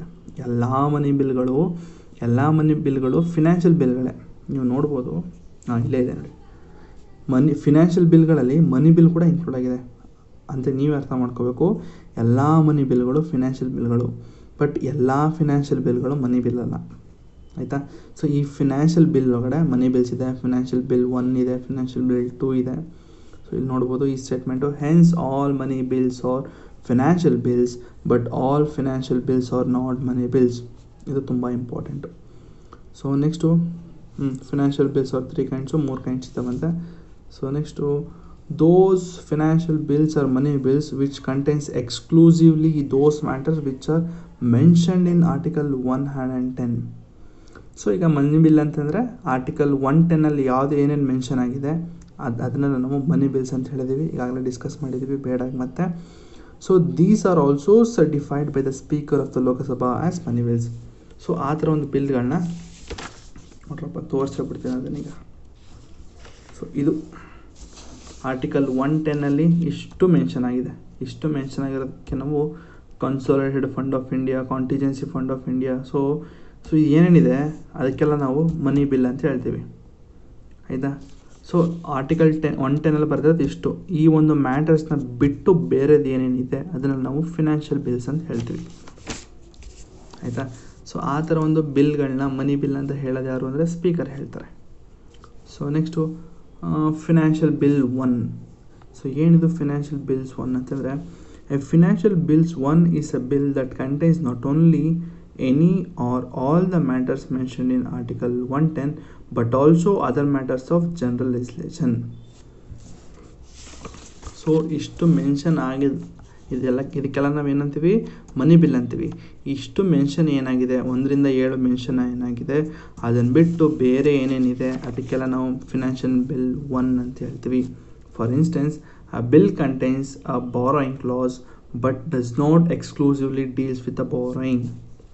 ಸೊ ಇದಕ್ಕೆ ಎಕ್ಸಾಂಪಲ್ ನಾನು ಬೇರೆದು ಹೇಳ್ತೀನಿ, ಸದ್ಯಕ್ಕೆ ಅರ್ಥ ಮಾಡ್ಕೊಳ್ಳಿ. ಜಸ್ಟು ಈಗ ಹಣವನ್ನು ಬಾರೋ ಮಾಡಬೇಕು ಅನ್ನೋ ಒಂದು ಬಿಲ್ ಇದೆ ಅಂತ ತಿಳ್ಕೊಳ್ಳಿ. ಸೊ ಅಲ್ಲೂ ಕೂಡ ಹಣದ ಬಗ್ಗೆ ಇದೆ, ಹಾಗಾದರೆ ನಾವು ಅದನ್ನು ಮನಿ ಬಿಲ್ ಅಂತ ಹೇಳೋದಕ್ಕಾಗತ್ತಾ? ಇಲ್ಲ. ಸೊ ಯಾವುದೋ ಒಂದು ಹಣನ ಬಾರೋ ಮಾಡಬೇಕು ಅಂತ ಇರುತ್ತೆ, ಸೊ ಅಂಥ ಬಿಲ್ಗಳನ್ನು ಫಿನಾನ್ಷಿಯಲ್ ಬಿಲ್ಗೆ ನಾವು ಸೇರಿಸ್ಬಿಡ್ತೀವಿ, ಸರಿನಾ? Next in to respect a financial bill, ಆ financial bill is similar to the money bill, ಸರಿ, both of them can be introduce in Lok Sabha and not in Rajya Sabha. So financial bill money bill ಥರನೇ ಒಂದೇ ಥರ ಇದೆಯಂತೆ. ಯಾಕೆ ಅಂತಂದರೆ ಫಿನಾನ್ಷಿಯಲ್ ಬಿಲ್ಲು ಮತ್ತು ಮನಿ bill ಬರೀ ಲೋಕಸಭೆಯಲ್ಲಿ ಮಾತ್ರ ಇಂಟ್ರೊಡ್ಯೂಸ್ ಮಾಡ್ತಾರೆ, ರಾಜ್ಯಸಭೆಯಲ್ಲಿ ಇಂಟ್ರೊಡ್ಯೂಸ್ ಆಗೋದಿಲ್ಲ. Next both of them can be introduce only on the recommendation by the president. So ಹಣಕಾಸಿನ ವ್ಯವಹಾರ ಏನೇ ಇದ್ರೂ ಕೂಡ ಪ್ರೆಸಿಡೆಂಟ್ ಅವರ ಒಂದು ಪರ್ಮಿಷನ್ ತೊಗೊಂಡು ನಂತರ ಅದನ್ನು ಇಂಟ್ರೊಡ್ಯೂಸ್ ಮಾಡ್ಬೋದು. ಅದಕ್ಕೇ ಈ ಒಂದು ಬಿಲ್ಗಳು ಅಂದರೆ ಮನಿ ಬಿಲ್ ಮತ್ತು ಫಿನಾನ್ಷಿಯಲ್ ಬಿಲ್ಲು ಎರಡೂ ಬಿಲ್ಗಳು ಲೋಕಸಭೆಯಲ್ಲಿ ಮಾತ್ರ ಇಂಟ್ರೊಡ್ಯೂಸ್ ಆಗುತ್ತೆ. ಜೊತೆಗೆ ಒಂದು ಪ್ರೆಸಿಡೆಂಟ್ ಅವರ ಅಕ್ಸೆಪ್ಟೆನ್ಸ್ ಇದ್ದರೆ ಮಾತ್ರ ಇಂಟ್ರೊಡ್ಯೂಸ್ ಆಗುತ್ತಂತೆ. So next in other respect the financial bill is governed by the same legislative procedure applicable to an ordinary bill, hence it can be either rejected or amended by the Rajya Sabha.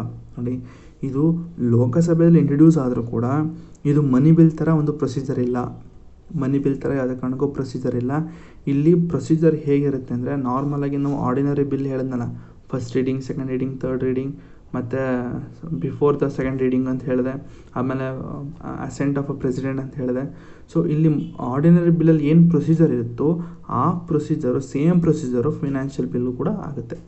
But ಮನಿ ಬಿಲ್ಗೆ ಬೇರೆ procedure ಅಂತ ಹೇಳಿದೆ. So ಮನಿ ಬಿಲ್ಲಲ್ಲಿ ಇಷ್ಟೊತ್ತವರೆಗೂ ಅದನ್ನೇ ಮಾತಾಡಿದ್ವಿ, ಮನಿ bill ಹೇಗಾಗುತ್ತೆ ಅಂತ. So ಮನಿ bill ಅರ್ಥ ಆಗಿಲ್ಲ ಅಂತಂದರೆ ಮತ್ತೆ ಹಿಂದೆ ಕೊಡಿಸಿ ಮತ್ತೆ ನೋಡಿ, ಇಲ್ಲ ಅಂತಂದರೆ ಲಕ್ಷ್ಮೀಕಾಂತಲ್ಲಿ ಒಂದ್ಸತಿ ಓದಿ ಅರ್ಥ ಆಗುತ್ತೆ. ಸೊ ಈಗ ಈ ಫಿನಾನ್ಷಿಯಲ್ ಬಿಲ್ಗಳು ಲೋಕಸಭೆಯಲ್ಲಿ ಇಂಟ್ರೊಡ್ಯೂಸ್ ಆದರೂ ಕೂಡ ಆ ಒಂದು ಪ್ರೊಸೀಜರ್ ಇದೆಯಲ್ಲ, ಲೆಜಿಸ್ಲೇಟಿವ್ ಪ್ರೊಸೀಜರ್ ಇದೆಯಲ್ಲ, ಆ ಪ್ರೊಸೀಜರು ಆರ್ಡಿನರಿ ಬಿಲ್ಸ್ ಥರನೇ ಇದೆ ಅಂತ.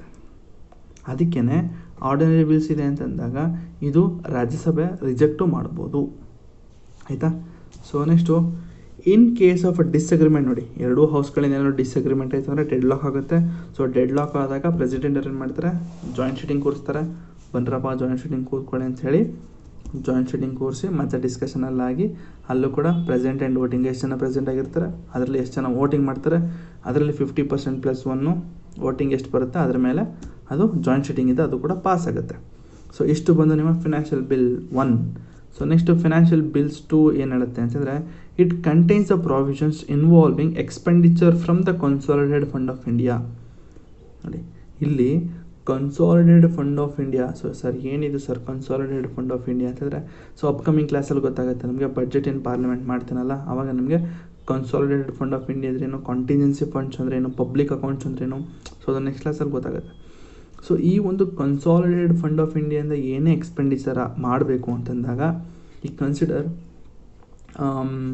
ನಿಮಗೆ ಸ್ಯಾಲ್ರಿಗಳಾಗುತ್ತೆ ಅಲ್ವಾ, ಪ್ರೆಸಿಡೆಂಟ್ ಅವ್ರಿಗೆಲ್ಲ ಸ್ಯಾಲ್ರಿ ಆಗುತ್ತೆ ಅಲ್ವಾ. ಸೊ ಎಲ್ಲಿಂದ ಸ್ಯಾಲ್ರಿ ಆಗುತ್ತೆ, ಕನ್ಸಾಲಿಡೇಟೆಡ್ ಫಂಡ್ ಆಫ್ ಇಂಡಿಯಾಯಿಂದ. ಸೊ ಈ ಒಂದು ಕನ್ಸಾಲಿಡೇಟೆಡ್ ಫಂಡ್ ಆಫ್ ಇಂಡಿಯಾದಿಂದ ಏನೇ ಒಂದು ಎಕ್ಸ್ಪೆಂಡಿಚರ್ ಆದರೂ ಕೂಡ, ಅಂದರೆ ಈ ಕನ್ಸಿಡರ್ ಈಗ ಒಂದು ಸ್ಯಾಲ್ರಿಗಳನ್ನ ನಾವು ಕೊಡಬೇಕು ಅಥವಾ ಏನೇ ಒಂದು ಡೆವಲಪ್ಮೆಂಟ್ ಆಗಬೇಕು ಅಂದರೂ ಕೂಡ ಈ ಒಂದು ಕನ್ಸಾಲಿಡೇಟೆಡ್ ಫಂಡ್ ಆಫ್ ಇಂಡಿಯಾದಿಂದ ಎಲ್ಲ ಎಕ್ಸ್ಪೆಂಡಿಚರ್ ಆಗುತ್ತೆ, ಆದರೆ ಹಣವನ್ನು ಎತ್ಕೊಳ್ತಾರೆ. ಸೊ ಆ ಥರ ಹಣವನ್ನು ಎತ್ಕೊಳ್ಳೋದಕ್ಕೆ ನಾವು ಫಿನಾನ್ಷಿಯಲ್ ಬಿಲ್ ಅಂತ ಹೇಳ್ತೀವಿ. ಸೊ ಎಕ್ಸಾಂಪಲ್ಗಳು ಸರಿ ಹೊಂದಲ್ಲ ನಾನು ಹೇಳೋದು, ಬಟ್ ಸಿಂಪಲಾಗಿ ಅರ್ಥ ಮಾಡ್ಕೊಳ್ಳಿ. ಸೊ ಆ ಥರ ಒಂದು ಕನ್ಸಾಲಿಡೇಟೆಡ್ ಫಂಡ್ ಆಫ್ ಇಂಡಿಯಾದ ಏನೇ ಒಂದು ಎಕ್ಸ್ಪೆಂಡಿಚರ್ ಮಾಡಬೇಕು ಅಂದರೂ ಕೂಡ ಆ ಒಂದು ಬಿಲ್ಗಳಿಗೆ ನಾವು ಫಿನಾನ್ಷಿಯಲ್ ಬಿಲ್ಸ್ 2 ಅಂತ ಹೇಳ್ತೀವಿ. So but it does not include any of the matters mention in the okay article 110 ಏನೇನು ಮೆನ್ಷನ್ ಆಗಿದೆ ಅದು ಯಾವುದು ಕೂಡ ಫಿನಾನ್ಷಿಯಲ್ ಬಿಲ್ 2 ಅಲ್ಲಿ ಬಂತೆ. Okay, it is treated as ordinary bill. So ordinary bill ಥರ ಟ್ರೀಟ್ ಆಗುತ್ತೆ. ಸೊ ನಾರ್ಮಲಾಗಿ ಏನು ಆರ್ಡಿನರಿ ಬಿಲ್ಗೆ ಏನೇನು ಪ್ರೊಸೀಜರ್ ಇದೆ same procedure. The only special feature of this bill is that it cannot be passed by either house of the parliament unless the president has recommended to that house for the consideration of the bill. So unless president ಅವರು ಪ್ರತಿ ಹೌಸ್ಗಳಿಗೂ ಕೂಡ ನೀವು accept ಮಾಡಿ, ಅಂದರೆ discussion ಆಗ್ತಾ ಇರುತ್ತೆ ಗೊತ್ತಾ, ಆ ಥರ ಡಿಸ್ಕಷನ್ ಆದರೂ ಕೂಡ ಪ್ರೆಸಿಡೆಂಟ್ ಅವರು ಕಾಲ್ ಮಾಡಿಬಿಟ್ಟು ಆಕ್ಸೆಪ್ಟ್ ಮಾಡ್ರಪ್ಪ ಈ ಥರ ಒಂದು ಫಿನಾನ್ಷಿಯಲ್ ಬಿಲ್ 2 ಬಂದಿದೆ, ಆಕ್ಸೆಪ್ಟ್ ಮಾಡಿ ಅಂತ ಹೇಳಿದರೆ ಮಾತ್ರ ಅದು ಎರಡೂ ಹೌಸ್ಗಳಿಂದ ಆಕ್ಸೆಪ್ಟ್ ಆಗುತ್ತೆ, ಇಲ್ಲ ಅಂದರೆ ಅದು ಆಕ್ಸೆಪ್ಟ್ ಆಗೋಲ್ಲ. ಅರ್ಥ ಆಗಲಿಲ್ವಾ? ಈಗ ನಾನು ಏನು ಮಾತಾಡಿದೆ, ordinary bill, money bill, so next financial bill 1. So ಇವೆಲ್ಲ ಏನಾಗುತ್ತೆ ಅಂತಂದರೆ ಎರಡೂ ಹೌಸ್ಗಳಿಂದ ಪಾಸ್ ಆಗುತ್ತೆ, ಅಂದರೆ ಒಂದು ಹೌಸಿಂದ ಪಾಸಾಗಿ ನೆಕ್ಸ್ಟ್ ಇನ್ನೊಂದು ಹೌಸ್ಗೆ ಹೋಗುತ್ತೆ. ಬಟ್ ಈ ಒಂದು ಫಿನಾನ್ಷಿಯಲ್ ಬಿಲ್ 2 ಅಂತ ಏನಿದೆ ಇದು ಯಾವುದೇ ಕಾರಣಕ್ಕೂ ಒಂದು ಹೌಸಿಂದ ಇನ್ನೊಂದು ಹೌಸ್ಗೆ ಪಾಸ್ ಆಗೋದಿಲ್ಲ ಅಂಟಿಲ್ ಪ್ರೆಸಿಡೆಂಟ್ ಅವರು ಕಾಲ್ ಮಾಡಿ ನೋಡ್ರಪ್ಪ ಈ ಥರ ಫಿನಾನ್ಷಿಯಲ್ ಬಿಲ್ 2 ಬಂದಿದೆ, ಆಕ್ಸೆಪ್ಟ್ ಮಾಡಿ ನಂತರ ನೀವು ಇನ್ನೊಂದು ಹೌಸ್ಗೆ ಕಳಿಸಿ ಅಂತ ಹೇಳೋವರೆಗೂ ಕೂಡ ಅದು ಆಕ್ಸೆಪ್ಟ್ ಆಗೋದಿಲ್ಲ. ಸೊ ಅದೊಂದು ಸ್ಪೆಷಲ್ ಏನಂತ ಹೇಳ್ಬೋದು, ಸ್ಪೆಷಲ್ ಫೀಚರ್ ಅಂತ ಹೇಳ್ಬೋದು. So next, hence the financial bill 2 can be introduce in either house of the parliament ಸರಿ, and the recommendation of the president is not necessary for the introduction. ನೋಡಿ, introduction ಮಾಡೋದಕ್ಕೆ ಯಾವುದೇ ಕಾರಣಕ್ಕೂ ಯಾರೋ ರೆಕಮೆಂಡೇಷನ್ ಬೇಕಾಗಿಲ್ಲ. ಆದರೆ ನೀವು ಹಳೆ ಬಿಲ್ಗಳನ್ನ ನೀವು ಹೇಳೋದಾದರೆ, ಮನಿ ಬಿಲ್ಲು ಮತ್ತು ಫಿನಾನ್ಷಿಯಲ್ ಬಿಲ್ 1 ಏನಿತ್ತು ಅದನ್ನು ಇಂಟ್ರೊಡ್ಯೂಸ್ ಮಾಡಬೇಕು ಅಂತಂದರೆ ಪ್ರೆಸಿಡೆಂಟ್ ಅವರ ಒಂದು ರೆಕಮೆಂಡೇಷನ್ ಬೇಕಿತ್ತು. ಬಟ್ ಇಲ್ಲಿ ಪ್ರೆಸಿಡೆಂಟ್ ಅವರ ರೆಕಮೆಂಡೇಷನ್ ಬೇಕಾಗಿಲ್ಲ. ಇಂಟ್ರೊಡ್ಯೂಸ್ ಮಾಡೋದಕ್ಕೆ ಪ್ರೆಸಿಡೆಂಟ್ ಅವರ ಒಂದು ರೆಕಮೆಂಡೇಷನ್ ಬೇಕಾಗಿಲ್ಲ. ಆದರೆ ಒಂದು ಹೌಸಿಂದ ಇನ್ನೊಂದು ಹೌಸ್ಗೆ ಏನಾದರೂ ಆಕ್ಸೆಪ್ಟಾಗಿ ಪಾಸ್ ಆಗಬೇಕು ಅಂತಂದಾಗ ಮಾತ್ರ ಪ್ರೆಸಿಡೆಂಟ್ ಅವರ ಒಂದು ರೆಕಮೆಂಡೇಷನ್ ಬೇಕು, ಆಯಿತಾ. In other word next, it can be either rejected or amended by either house of the parliament ಸರಿ. ಯಾಕಂತಂದರೆ ಇದು ಆರ್ಡಿನರಿ ಬಿಲ್ ಥರನೇ ಸೇಮ್ ಪ್ರೊಸೀಜರ್ ಇರೋದ್ರಿಂದ ಇದನ್ನು ಅಮೆಂಡ್ಮೆಂಟು ಮತ್ತು ರಿಜೆಕ್ಟು ಮಾಡ್ಬೋದು. In case of a disagreement between, ನೋಡಿ ಎರಡೂ ಹೌಸ್ಗಳಿಂದ ಡಿಸಗ್ರಿಮೆಂಟ್ ಇದ್ರೆ ಅಂತಂದರೆ ಡೆಡ್ ಲಾಕ್ ಆಗುತ್ತೆ. ಸೊ ಡೆಡ್ ಲಾಕ್ ಆಯಿತು ಅಂದಾಗ ಜಾಯಿಂಟ್ ಸೀಟಿಂಗ್ ಕರೀತಾರೆ ಪ್ರೆಸಿಡೆಂಟ್ ಅವರು. ಸೊ ಜಾಯಿಂಟ್ ಸೀಟಿಂಗ್ ಕರೆದಾಗ ಒಬ್ಬರು ಪ್ರಿಸೈಡಿಂಗ್ ಆಫೀಸರ್ನ ಕೂರಿಸ್ತಾರೆ. ಅದು ಯಾರು ಅಂತ ನೀವು ಕಮೆಂಟಲ್ಲಿ ಹೇಳಿ ಅಂತ ಹೇಳಿದ್ದೀನಿ ಆಗಲೇ. ಸೊ ಒಬ್ಬ ಪ್ರಿಸೈಡಿಂಗ್ ಆಫೀಸರ್ನ ಕೂರಿಸಿ ನಂತರ ಡಿಸ್ಕಷನ್ ಎಲ್ಲ ಮಾಡಿ ಯಾವುದೋ ಒಂದು ಮೆಜಾರಿಟಿಯಿಂದ ವೋಟಿಂಗ್ ಆಗುತ್ತೆ. ಸೊ ಮೆಜಾರಿಟಿಯಿಂದ ಸಿಂಪಲ್ ಮೆಜಾರಿಟಿನೇ ನಾನೇ ಆನ್ಸರ್ ಹೇಳ್ಬಿಡ್ತೀನಿ. ಸೊ ಸಿಂಪಲ್ ಮೆಜಾರಿಟಿಯಿಂದ ಪಾಸ್ ಆಗುತ್ತೆ. ಪಾಸಾಗಿ ಎರಡೂ ಹೌಸ್ಗಳಿಂದ ಪಾಸಾಗಿ ನೆಕ್ಸ್ಟ್ ಪ್ರೆಸಿಡೆಂಟ್ ಅವ್ರ ಅಕ್ಸೆಪ್ಟೆನ್ಸ್ಗೆ ಹೋಗುತ್ತೆ. ಪ್ರೆಸಿಡೆಂಟ್ ಅವರು ನಾರ್ಮಲಾಗಿ ಅಕ್ಸೆಪ್ಟ್ ಮಾಡ್ಬೋದು, ವಿತ್ ಹೋಲ್ಡ್ ಮಾಡ್ಬೋದು ಅಥವಾ ರೀಕನ್ಸಿಡರೇಷನ್ ಮಾಡ್ಬೋದು, ಆಯಿತಾ. ಇಷ್ಟು ಬಂದು ನಿಮ್ಮ ಫಿನಾನ್ಷಿಯಲ್ ಬಿಲ್ 2 ಆಗಿತ್ತು. ಸೊ ಈಸಿ ಇದೆ, ಜಾಸ್ತಿ ತಲೆಗೆಡ್ಸ್ಕೊಳಕ್ಕೆ ಹೋಗಬೇಡಿ. ಸ್ವಲ್ಪ ಕನ್ಫ್ಯೂಸಿಂಗ್ ಆಗಿದ್ರು ಕೂಡ ಏನಾಗುತ್ತೆ ಅಂದರೆ ನೀವು MP ಗಳಾಗೋ ಅವಶ್ಯಕತೆ ಇಲ್ಲ. ಜಸ್ಟ್ ನೀವು ಅರ್ಥ ಮಾಡ್ಕೊಂಡ್ರೆ ಸಾಕು ಹೇಗಾಗತ್ತೆ ಅಂತ. ಇನ್ ಡೀಟೇಲಾಗಿ ಅರ್ಥ ಮಾಡಿಕೊಂಡು ನೀವು MP MLA ಏನಾಗಬೇಕಾಗಿಲ್ಲ. ಜಸ್ಟ್ ನೀವು ಒಂದು IAS ಆಫೀಸರ್ ಆಗಬೇಕು ಅಷ್ಟೇ.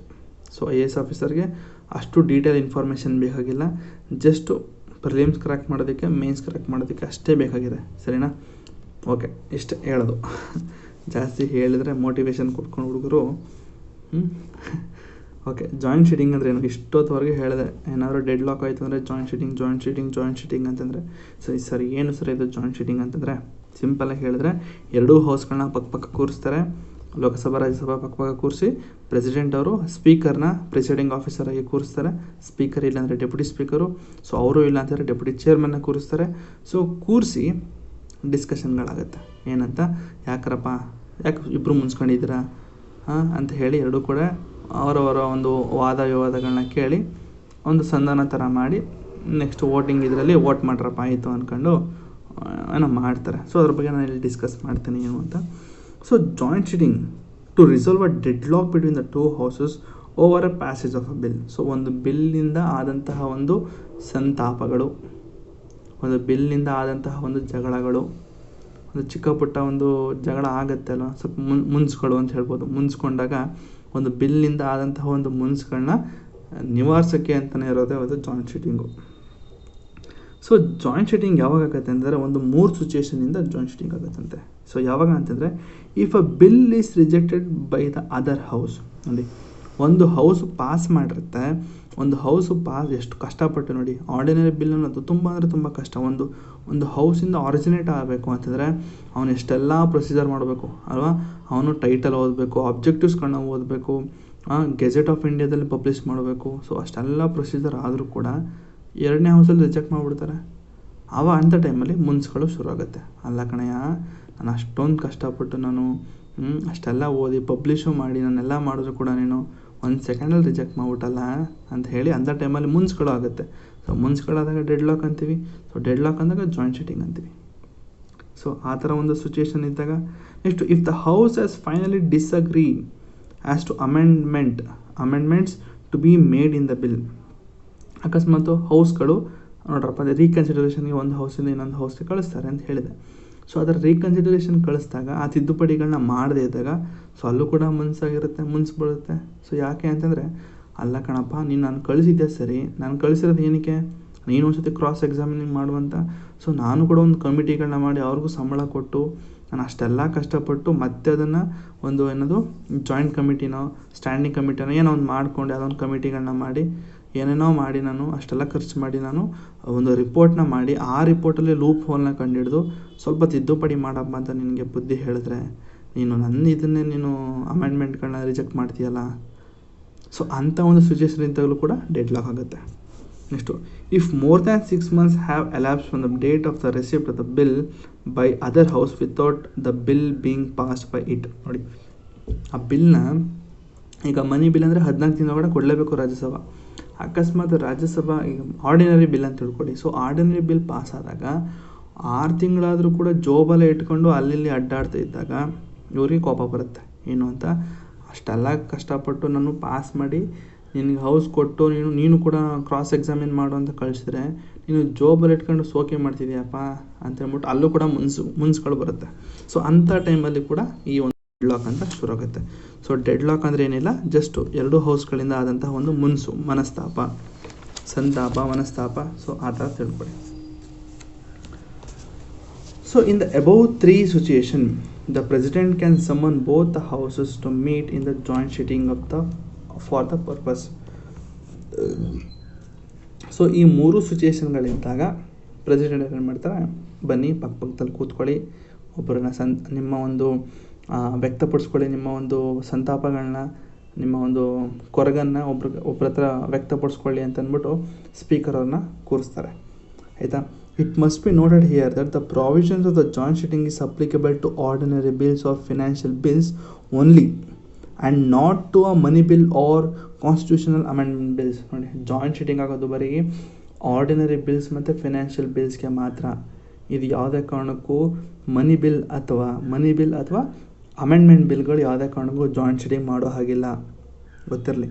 ಇದೊಂದು ನಿಮಗೆ ಸ್ಟೇಟ್ಮೆಂಟಲ್ಲಿ ಕೇಳ್ತಾನೆ ಗುರು, ಅದಕ್ಕೆ ನೀವು ಬೇರೆ ಕಲರಲ್ಲಿ ಇದನ್ನು ಮಾರ್ಕ್ ಮಾಡ್ಕೊಳ್ಳಿ. Next, in the case of a money bill the Lok Sabha has over riding power. ಹೌದಲ್ವಾ. ಸೊ ಮನಿ ಬಿಲ್ ಅಂದಾಗ ಲೋಕಸಭೆಗೆ ಜಾಸ್ತಿ ಪವರ್ ಇರುತ್ತೆ. ಸೊ ಅಕಸ್ಮಾತ್ ರಾಜ್ಯಸಭಾ ಆಕ್ಸೆಪ್ಟ್ ಮಾಡಿದ್ರು ಸಹಿತ ಮಾಡದೇ ಇದ್ರೂ ಸಹಿತ ಅದು ಬಿಲ್ ಪಾಸ್ ಆದಂಗೆ, ಆಯಿತಾ. The constitution bill must be passed by each house separately.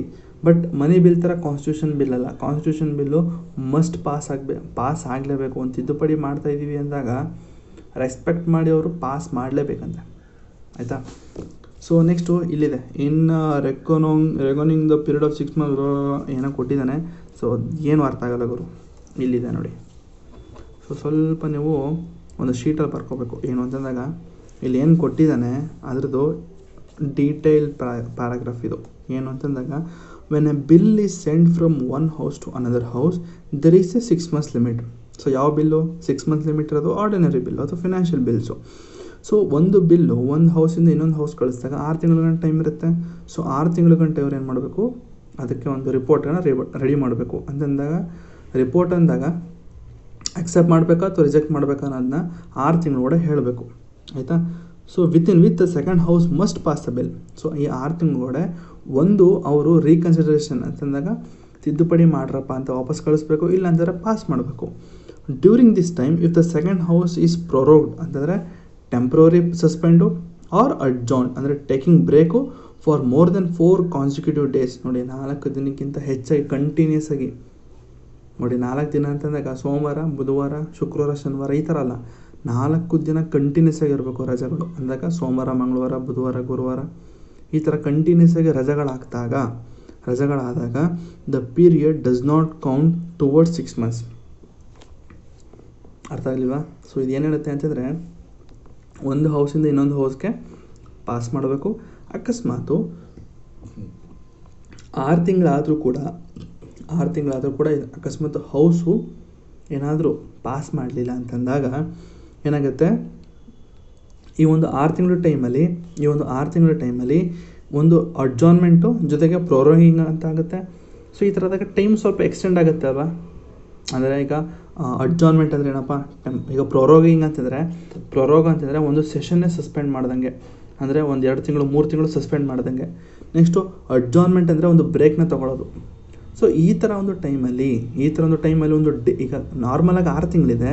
So ಈ 6 ತಿಂಗಳಿಗೆ ಈ ಎಕ್ಸ್ಟ್ರಾ ಡೇಸ್ಗಳು ಕೌಂಟ್ ಆಗೋದಿಲ್ಲ, ಅರ್ಥ ಆಯ್ತಾ.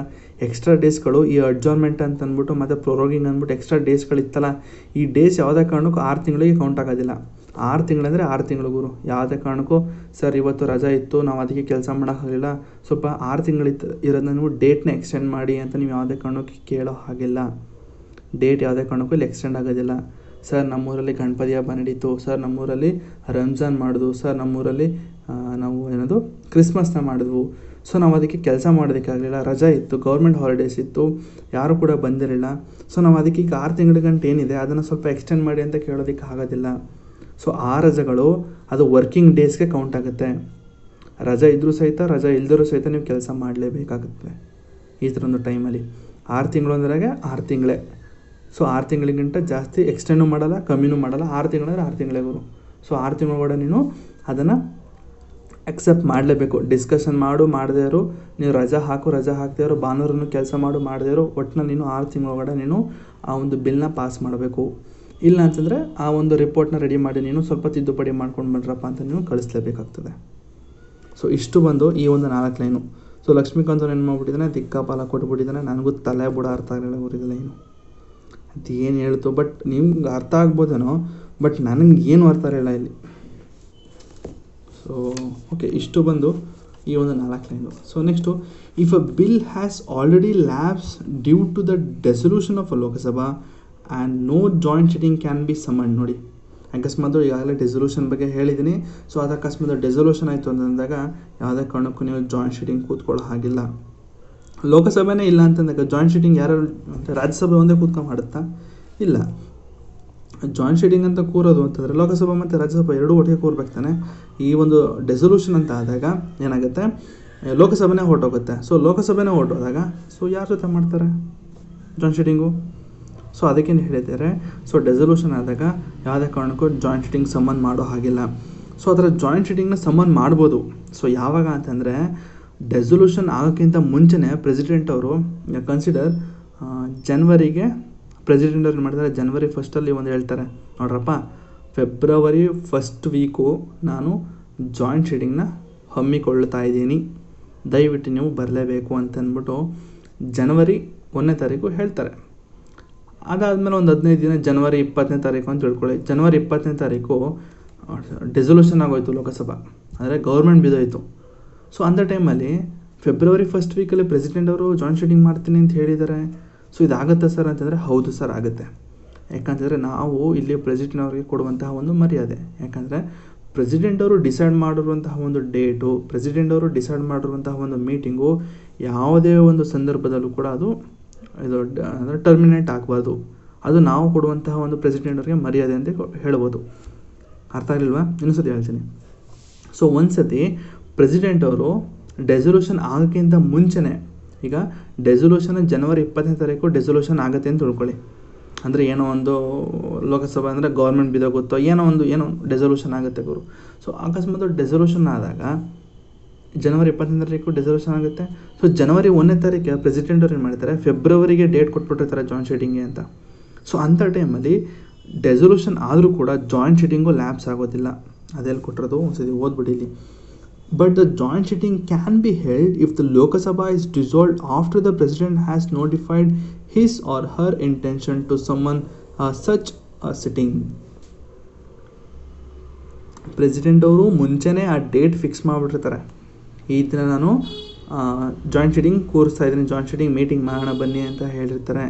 ಸೊ ಅಂಥ ಟೈಮಲ್ಲಿ ಆ ಥರ ಡೇಟ್ ಫಿಕ್ಸ್ ಮಾಡಾದಮೇಲೆ ಡೆಸೊಲ್ಯೂಷನ್ ಆದಾಗ ಆ ಜಾಯಿಂಟ್ ಸಿಟಿಂಗು ಯಾವುದೇ ಕಾರಣಕ್ಕೂ ಟರ್ಮಿನೇಟ್ ಆಗೋಲ್ಲ, ಜಾಯಿಂಟ್ ಸಿಟಿಂಗ್ ಆಗೇ ಆಗುತ್ತೆ. ಯಾಕಂತಂದರೆ ಪ್ರೆಸಿಡೆಂಟ್ ಅವರು ಕೊಟ್ಟಂಥ ಒಂದು ತೀರ್ಪು ಏನಾಗಿರುತ್ತೆ, ಆ ಒಂದು ತೀರ್ಪು ಅನ್ನೋದಕ್ಕಾಗಲ್ಲ, ಅದೊಂದು ಡಿಸಿಷನ್ ಏನಿದೆ ಅದಕ್ಕೆ ನಾವು ರೆಸ್ಪೆಕ್ಟ್ ಮಾಡ್ತಾಯಿದ್ದೀವಿ ಅಂತ ಅರ್ಥ ಆಯಿತಾ. So after the president notify ಅದೇ ಇಲ್ಲಿ ಹೇಳಿರೋದು ಅಷ್ಟೇ. Next, the speaker of the Lok Sabha preside over joint sitting the 2 houses and the deputy speaker in his or her absence. If the deputy speaker is also absent from the joint sitting, the deputy chairman of the Rajya Sabha president presides. Okay. So joint sitting ಆದಾಗ ನಮ್ಮ speaker ಅವರು ಬಂದು ಕೂತ್ಕೊಂಡು presiding officer ಆಗಿರ್ತಾರೆ ಅಂತ. So ಅವ್ರು absent ಆದರೆ deputy speaker ಬಂದಿರ್ತಾರೆ. ಅಕಸ್ಮಾತ್ ಡೆಪ್ಯೂಟಿ ಸ್ಪೀಕರ್ ಕೂಡ ಆಬ್ಸೆಂಟ್ ಆದಾಗ ಡೆಪ್ಯೂಟಿ ಚೇರ್ಮನ್ ಆಫ್ ರಾಜ್ಯಸಭಾ ಬಂದು ಈ ಒಂದು ಜಾಯಿಂಟ್ ಸಿಟಿಂಗ್ನ ಕೂರ್ತಾರೆ. ಆದರೆ ಯಾವುದೇ ಕಾರಣಕ್ಕೂ ಚೇರ್ಮನ್ ಕೂರೋದಿಲ್ಲ. ಯಾಕಂತಂದರೆ ಚೇರ್ಮನ್ ಆಫ್ ರಾಜ್ಯಸಭೆ ಯಾರು? Wise president. So wise president ಯಾವ ಹೌಸಿನ ಮೆಂಬರ್ ಅಂತ ಹೇಳ್ತೀರಾ? ಸೊ ವೈಸ್ ಪ್ರೆಸಿಡೆಂಟು ಸೊ ಯಾವ ಒಂದು ಹೌಸಿನ ಮೆಂಬರ್ ಕೂಡ ಆಗಿರೋದಿಲ್ಲ. He is like an independent body ಅಂತಲೇ ಹೇಳ್ಬೋದು. ಸೊ ಅದಕ್ಕಾಗಿಯೇ ಚೇರ್ಮನ್ ಅವರು ಯಾವುದೇ ಹೌಸಿನ ಮೆಂಬರ್ ಆಗಿರೋದಿಲ್ಲ. ಆಗಿರೋ ಅದೇ ಚೇರ್ಮನ್ ಅವರು ಯಾವುದೇ ಹೌಸಿನ ಮೆಂಬರ್ ಆಗದೇ ಇರೋ ಕಾರಣಕ್ಕೆ ಅವರ ಒಂದು ಈ ಜಾಯಿಂಟ್ ಸಿಟ್ಟಿಂಗ್ಗೆ ಈ ಪ್ರಿಸೈಡಿಂಗ್ ಆಫೀಸರಾಗೆ ಮಾಡೋದಿಲ್ಲ. ಓಕೆ, ಸರಿ. Next, if he or she also absent, such other person may be determined by the member present at the joint sitting preside over the meeting. So ಅಕಸ್ಮಾತ್ ಅವರು 3 ಜನ ಕೂಡ ಆಬ್ಸೆಂಟ್ ಆಗಿದ್ರು ಕೂಡ ಅಲ್ಲಿರುವಂತಹ ಮೆಂಬರ್ಗಳು ಯಾರೋ ಒಬ್ಬನ ಚೂಸ್ ಮಾಡಿ ಕೂರಿಸ್ತಾರೆ ಪ್ರಿಸೈಡಿಂಗ್ ಆಫೀಸರ್ ಆಗಿ. It is clear that the chairman of Rajya Sabha does not preside over a joint sitting as he is not a member of each other of the parliament. So ಮೊದಲೇ ಹೇಳಿದೆ. So chairman ಅವ್ರು ಯಾಕೆ ಕೂರಲ್ಲ ಅಂತಂದರೆ ಅವರು ಎರಡೂ ಹೌಸಲ್ಲಿ ಅಂದರೆ ಯಾವ ಹೌಸಿನ member ಕೂಡ ಆಗಿರದೇ ಇರೋ ಕಾರಣಕ್ಕೆ ಅವ್ರನ್ನ ಕೂರಿಸೋದಿಲ್ಲ. So next, the quorum to constitute the joint sitting the 1/10. Okay, joint ಸಿಟ್ಟಿಂಗಲ್ಲಿ ಮಿನಿಮಮ್ ನಂಬರ್ ಆಫ್ ಮೆಂಬರ್ಸ್ ಎಷ್ಟಾಗಿರಬೇಕು ಅಂದರೆ ಕೋರಮ್ ಅಂತ. ಕೋರಮ್ ಅಂದರೆ 1/10 ಅಂತ. ಸೊ 550 ಜನದಲ್ಲಿ ಅಥವಾ 545 ಜನದಲ್ಲಿ 1/10 ಅಂದರೆ ಒಂದು 55 ಜನ ಅಂತ ತಿಳ್ಕೊಡ್ರಪ್ಪ. 55 ಜನ ಮಿನಿಮಮ್ ಇರಬೇಕು ಒಂದು ಮೀಟಿಂಗ್ ಆಗಬೇಕು ಅಂದರೆ.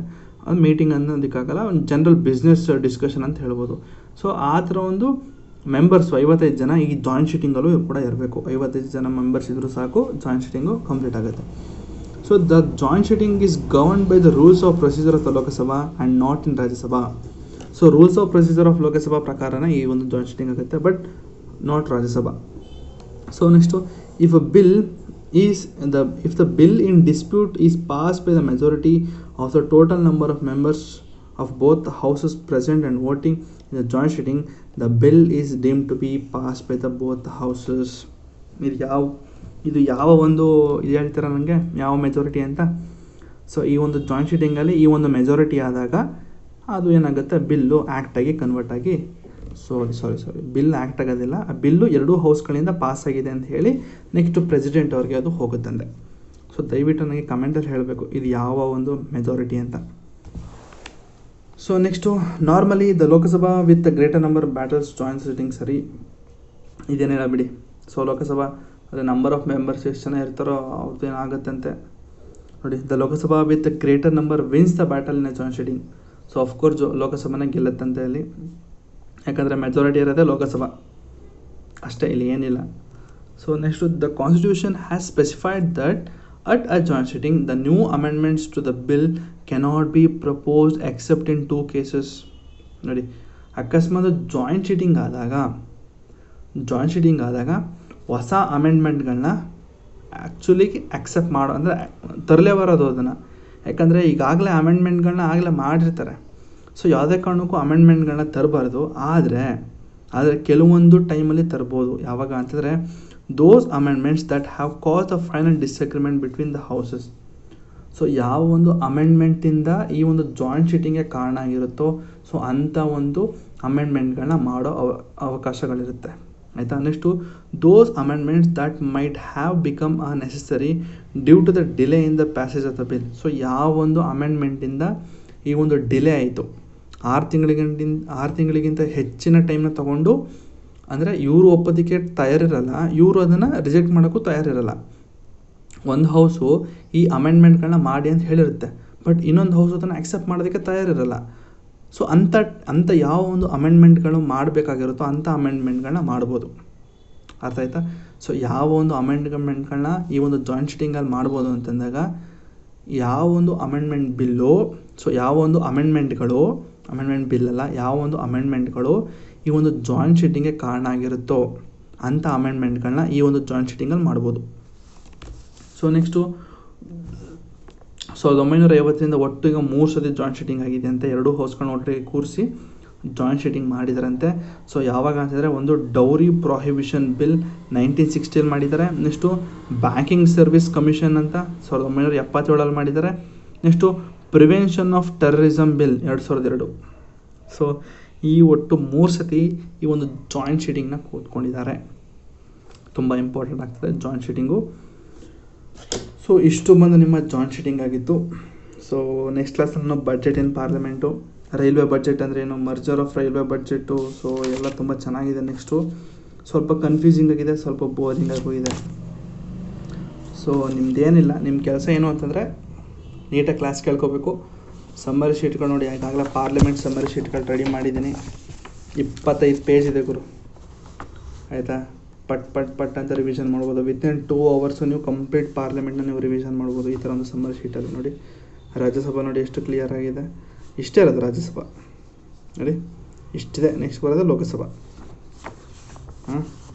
ಇನ್ನು ಯಾರು ಸಮ್ಮರ್ ಶೀಟ್ ತೊಗೊಂಡಿಲ್ಲ ಅಂತ ತಗೊಳ್ರಪ್ಪ. ನಿಮ್ಗೇನಾದರೂ GS ನೋಟ್ಸ್ಗಳು ಎಕ್ಸ್ಟ್ರಾ ನೋಟ್ಸ್ಗಳು ಮೇನ್ಸ್ಗೆ ಏನಾದ್ರು ಬೇಕು ಅಂತ ನೀವು ಎಕ್ಸ್ಟ್ರಾ ಪೇ ಮಾಡ್ಬಿಟ್ಟು ಬೈ ಮಾಡ್ಬೋದು. ಸರಿನಾ? ಟೆಲಿಗ್ರಾಮ್ ಲಿಂಕ್ ಕೊಟ್ಟಿದ್ದೀನಿ, ದಯವಿಟ್ಟು ಬೈ ಮಾಡಿ. ಯಾಕಂತಂದರೆ ನೀವು ಪ್ರತಿ ಸಾರಿ ನೀವು ಲಕ್ಷ್ಮೀಕಾಂತ್ ಇಟ್ಕೊಂಡು ಓದೋದು ನನಗೆ ಇಷ್ಟ ಇಲ್ಲ ಗುರು. ಪ್ರತಿ ಬಾರಿ ಎಕ್ಸಾಮು ಇನ್ನೊಂದು ನಾಳೆ ಇರುತ್ತೆ, ಸೊ ಅಂಥ ಟೈಮಲ್ಲಿ ಲಕ್ಷ್ಮೀಕಾಂತ್ ಇಟ್ಕೊಳ್ಳೋದು ಸರಿ ಇಲ್ಲ. ಇಲ್ಲ ಸರ್, ನಿಮ್ಮ ಒಂದು ಸಮ್ಮರ್ ಶೀಟ್ ತೊಗೊಳೋದಕ್ಕೆ ನಾನು ರೆಡಿ ಇಲ್ಲ, ನನ್ನದೇ ಒಂದು ಸಮ್ಮರ್ ಶೀಟ್ ರೆಡಿ ಮಾಡ್ತೀನಿ ಅಂದರೆ ದಟ್ಸ್ ಗುಡ್. ನೀವೇ ಒಂದು ಸಮ್ಮರ್ ಶೀಟ್ ಮಾಡ್ತೀನಿ ಅಂದರೆ ದಟ್ಸ್ ಗುಡ್, ಮಾಡಿ. ಬಟ್ ಏನಾದರೂ ಮಾಡಿ, ಬಟ್ ನಿಮ್ಮ ಒಂದು ಸಮ್ಮರ್ ಶೀಟ್ ರೆಡಿ ಮಾಡ್ಕೊಳ್ಳಿ. ಯಾಕಂತಂದರೆ ನಾನು ಯಾಕೆ ಸಮ್ಮರ್ ಶೀಟ್ ಕೊಡ್ತಾಯಿದ್ದೀನಿ ಅಂತಂದಾಗ, ಸೊ ನಿಮಗೆ ಬರೀಬೇಕು ಅಂದಾಗ ಸ್ವಲ್ಪ ಟೈಮ್ ಜಾಸ್ತಿ ಬೇಕು, ಜೊತೆಗೆ ಎಕ್ಸ್ಟ್ರಾ ಕಂಟೆಂಟ್ಗಳನ್ನ ಆ್ಯಡ್ ಮಾಡಬೇಕು.